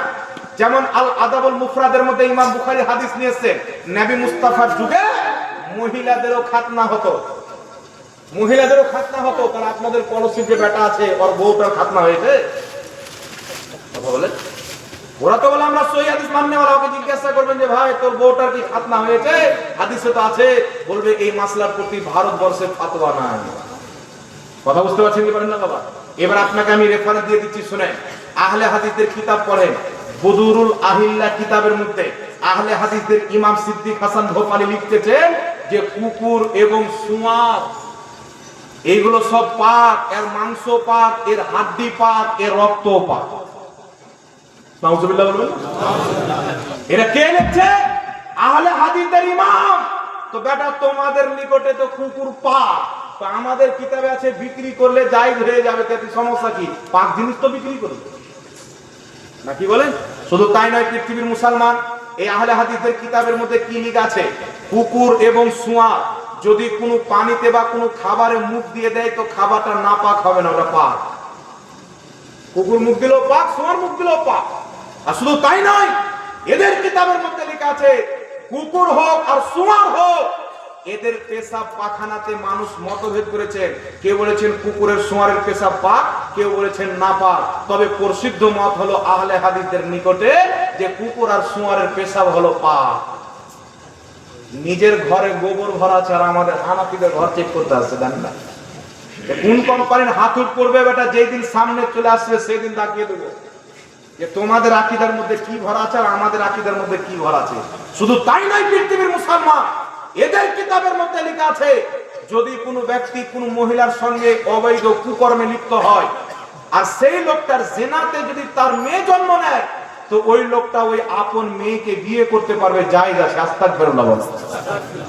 আহলে হাদিসের কিতাবে লেখা আছে, জিম্মেদারির সাথে বলছি, এখানে ক্যামেরা লাগা আছে, রেকর্ডিং হচ্ছে। একটা কথা বিনা দায়িত্বে বলছি না, আলহামদুলিল্লাহ, কিতাব রেখেছি তারপরে কথা বলছি। এদের কত কত কিতাব আমার লাইব্রেরিতে কিনা আছে। আমার যখন লাইব্রেরি দেখবেন, আমার বাড়ি বন্ধু যদি যান, তো আমার লাইব্রেরিতে বর্তমানে কম বেশি 4.5 লক্ষ টাকার কিতাব কিনা আছে আর 50,000-এর কিতাব অর্ডার আছে, আসছে। আর আমার ইচ্ছা আছে এই বছর আমি 2 লক্ষ টাকার কিতাব কিনবো। কারণ কিতাব যদি না থাকে তাহলে লড়াই কি করে করবেন? লড়াই কিন্তু তালোয়ারের লড়াই নয়, কিতাবের লড়াই। একটু অপেক্ষা করেন ইনশাআল্লাহ। আলহামদুলিল্লাহ কিতাব কিনছি। এইবার শুনেন তো, ফাতাওয়া আলমগীর প্রতি আঙুল তুললো, কিন্তু ওদের নিকটে কুকুরের মাংস পাক, কুকুরের পেশাব পাক, সুয়ারের পেশাবও পাক। তাহলে ওকে লজ্জা লাগলো কি লাগলো না বাবা? জোরে বলেন, লজ্জা লাগা উচিত কি উচিত নয়? আল্লাহ তাবারাক ওয়া তাআলা পবিত্র কোরআন পাকে বলছেন, তোমরা 2টা 3টা 4টা করে বিয়ে করো। আছে না বুঝি? 4টা করে বিয়ে করার অনুমতি সমস্ত ইমাম মুহাদ্দিস একমত। একসঙ্গে একজন পুরুষ 4টা স্ত্রী রাখতে পারবে, এটা আল্লাহ পাক জায়েজ করেছেন। কিন্তু আহলে হাদিসের গুরু ওয়াহিদুজ্জামান নুজুলুল আবরার কিতাবের মধ্যে লিখতেছেন যে 4টা শুধু সীমাবদ্ধ নয়, একজন পুরুষ যত ইচ্ছা তত স্ত্রী রাখতে পারবে। সরাসরি কোরআনের বিপক্ষে। আর আমি 100টার চাইতে বেশি আহলে হাদিসের আকীদা কিতাবে লিখে রেখেছি যে তাদের 100র চাইতে বেশি আকীদা কুরআন এবং সহিহ হাদিসের বিরুদ্ধে লেখা আছে। মুসলমান সরাসরি বিপক্ষে লেখা, কিন্তু তারা নিজের বাড়ি চেক না করে, উদ্দেশ্য হচ্ছে যে হানাফি মাযহাবটাকে শেষ করো। এখনো ইমামে আযম আবু হানিফার গোলাম জিন্দা আছে। বলেন সুবহানাল্লাহ।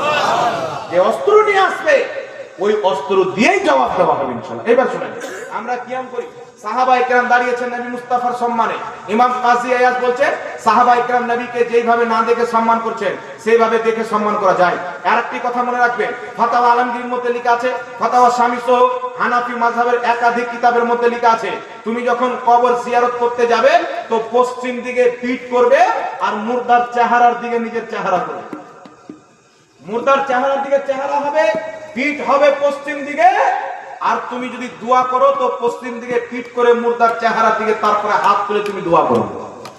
এটা ফাতাওয়া আলমগীর লেখা আছে, যেটা 500 জন ফুকাহায়ে কেরাম, শাহ ওয়ালিউল্লাহ মুহাদ্দিস দেহলভী, ফিকা আব্দুর রহিম মুহাদ্দিস দেহলভী উপস্থিত ছিলেন।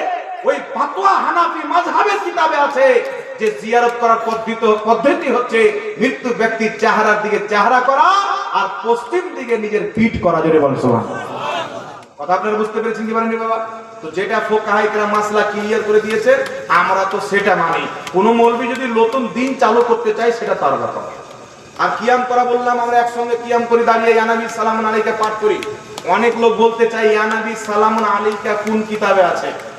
একটা কথা মনে রাখবেন, দুরুদ এবং সালাম যদি হাদিসে থাকে তবুও যায়, হাদিসে না থাকে কোনো মুহাদ্দিসের বানানো থাকে তবুও যায়। এই কথা মনে রাখবেন। ইমাম মুসলিম রাহমাতুল্লাহ আলাইহি সহিহ মুসলিমের খুতবাতে যে দুরুদ সালাম লিখেছেন উনার বানানো কোনো হাদিস দ্বারা প্রমাণিত নয়। ইমাম বুখারী একাধিক জায়গায় বুখারীতে এমন দুরুদ লিখেছেন যেটা নবী থেকে প্রমাণিত নয়। সব মুহাদ্দিস, দেওবন্দি ভাইদের অনেক কিতাব আমার কাছে আছে, তাদের কিতাবের মধ্যে অনেক দুরুদ লেখা আছে যেটা নবী থেকে প্রমাণিত নয়, তাদের মৌলবীরা বানিয়েছে। আহলে হাদিসদের হাজারো কিতাব আছে যেই কিতাবে তাদের মৌলবী নিজে দুরুদ বানিয়ে লিখেছে। তাহলে যদি নবী থেকে প্রমাণিত না থাকলে দুরুদ যদি নাজায়েজ হয়ে যায়, তাহলে ওরা কি আর ওরা জায়েজ হবে না? ওদেরটাও নাজায়েজ হবে বাবা। এটা তো নয় যে ওরা করলে হালাল আর আমরা করলে হারাম। এই ব্যাপার আছে কি? জোরে বলে। এই ব্যাপার নাই। আরেকটা কথা এখানে আপনাকে বলে দিই, কথা হচ্ছে বাবা যে এই যে বর্তমানে একটা মৌলবি বেরিয়েছে না, এ বলছে কিয়ামকে হারাম। কোন মায়ের লাল কিয়ামতের সকাল পর্যন্ত কিয়ামকে হারাম প্রমাণ করতে পারবে না, কেউ প্রমাণ করতে পারবে না। হারাম কাকে বলে জানেন? কোন জিনিসকে হারাম সাব্যস্ত করার জন্য কোরআন এবং হাদিসের অকাট্য দলিল লাগবে, নাসে কাতাই থেকে প্রুফ লাগবে। আর বিনা প্রুফে হারাম, নবী করেনি তাই হারাম, সাহাবী করেনি তাই হারাম, এটা মূর্খ। ইমাম গাযালী রাহমাতুল্লাহ আলাইহি ইহয়া উলুমিদ্দিন কিতাবে লিখছেন, কেউ যদি বলে এটা নবী করেনি সাহাবী করেনি তাই করা যাবে না, এই কথা বলা ভুল। কারণ প্রত্যেক বৈধ কাজ সাহাবীরা করেননি, প্রত্যেক বৈধ কাজ সাহাবীরা করেননি। বিদআত তখন হবে যখন কুরআনের বিপরীত হবে, হাদিসের খেলাফ হবে। তো কিয়াম করা কোন হাদিসের খেলাফ আপনি দেখান। কথা বুঝতে পেরেছেন? এখানে আরেকটা কথা আপনি বলে দিই, এই কিতাবটা আমার কাছে দেখছেন বাবা, কিতাবটির নাম হচ্ছে আল মুহান্নাদ আলাল মুফান্নাদ। কি কিতাবটার নাম?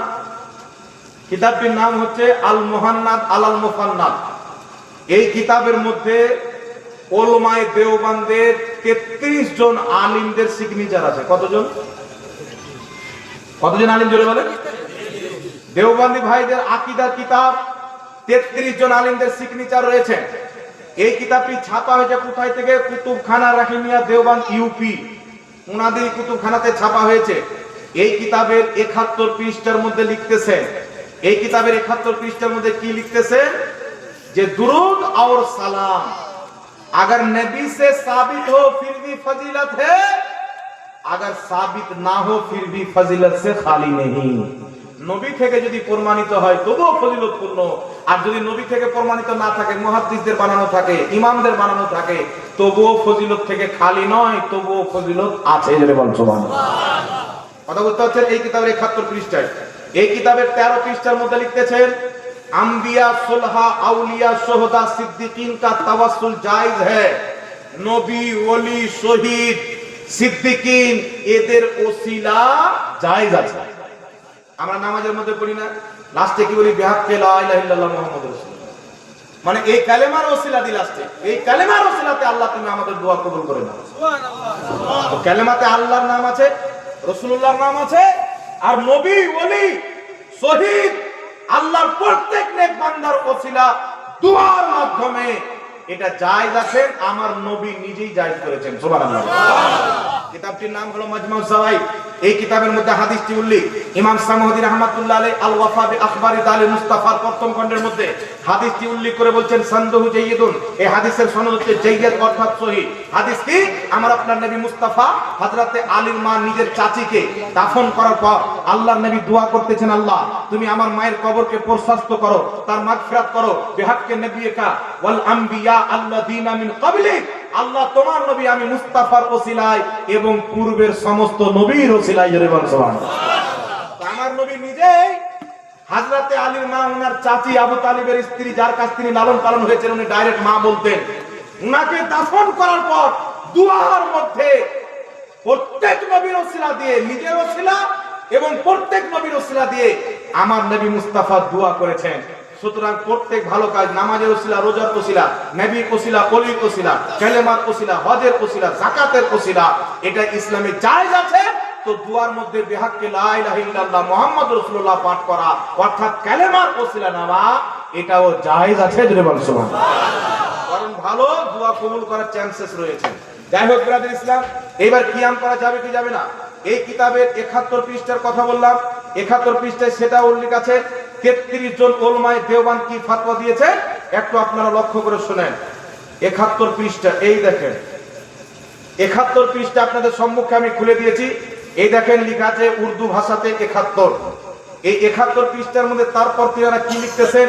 কিয়ামের ব্যাপারে লিখতেছেন, জানাবে রাসূলুল্লাহ সাল্লাল্লাহু আলাইহি ওয়াসাল্লাম के जिक्र विलादत के बाद माने मिलादुल महफिलेর সময় और कियाम का इनकार और उसके करने वाले पर मजूस या रवाफी से मुशाबहत देकर तानो तशनी मुनासिब नहीं मालूम होती। যারা মিলাদে কিয়াম করে তাদেরকে রাফজিদের সাথে তুলনা দেওয়া, মাজুসীদের সাথে তুলনা মানে খারাপ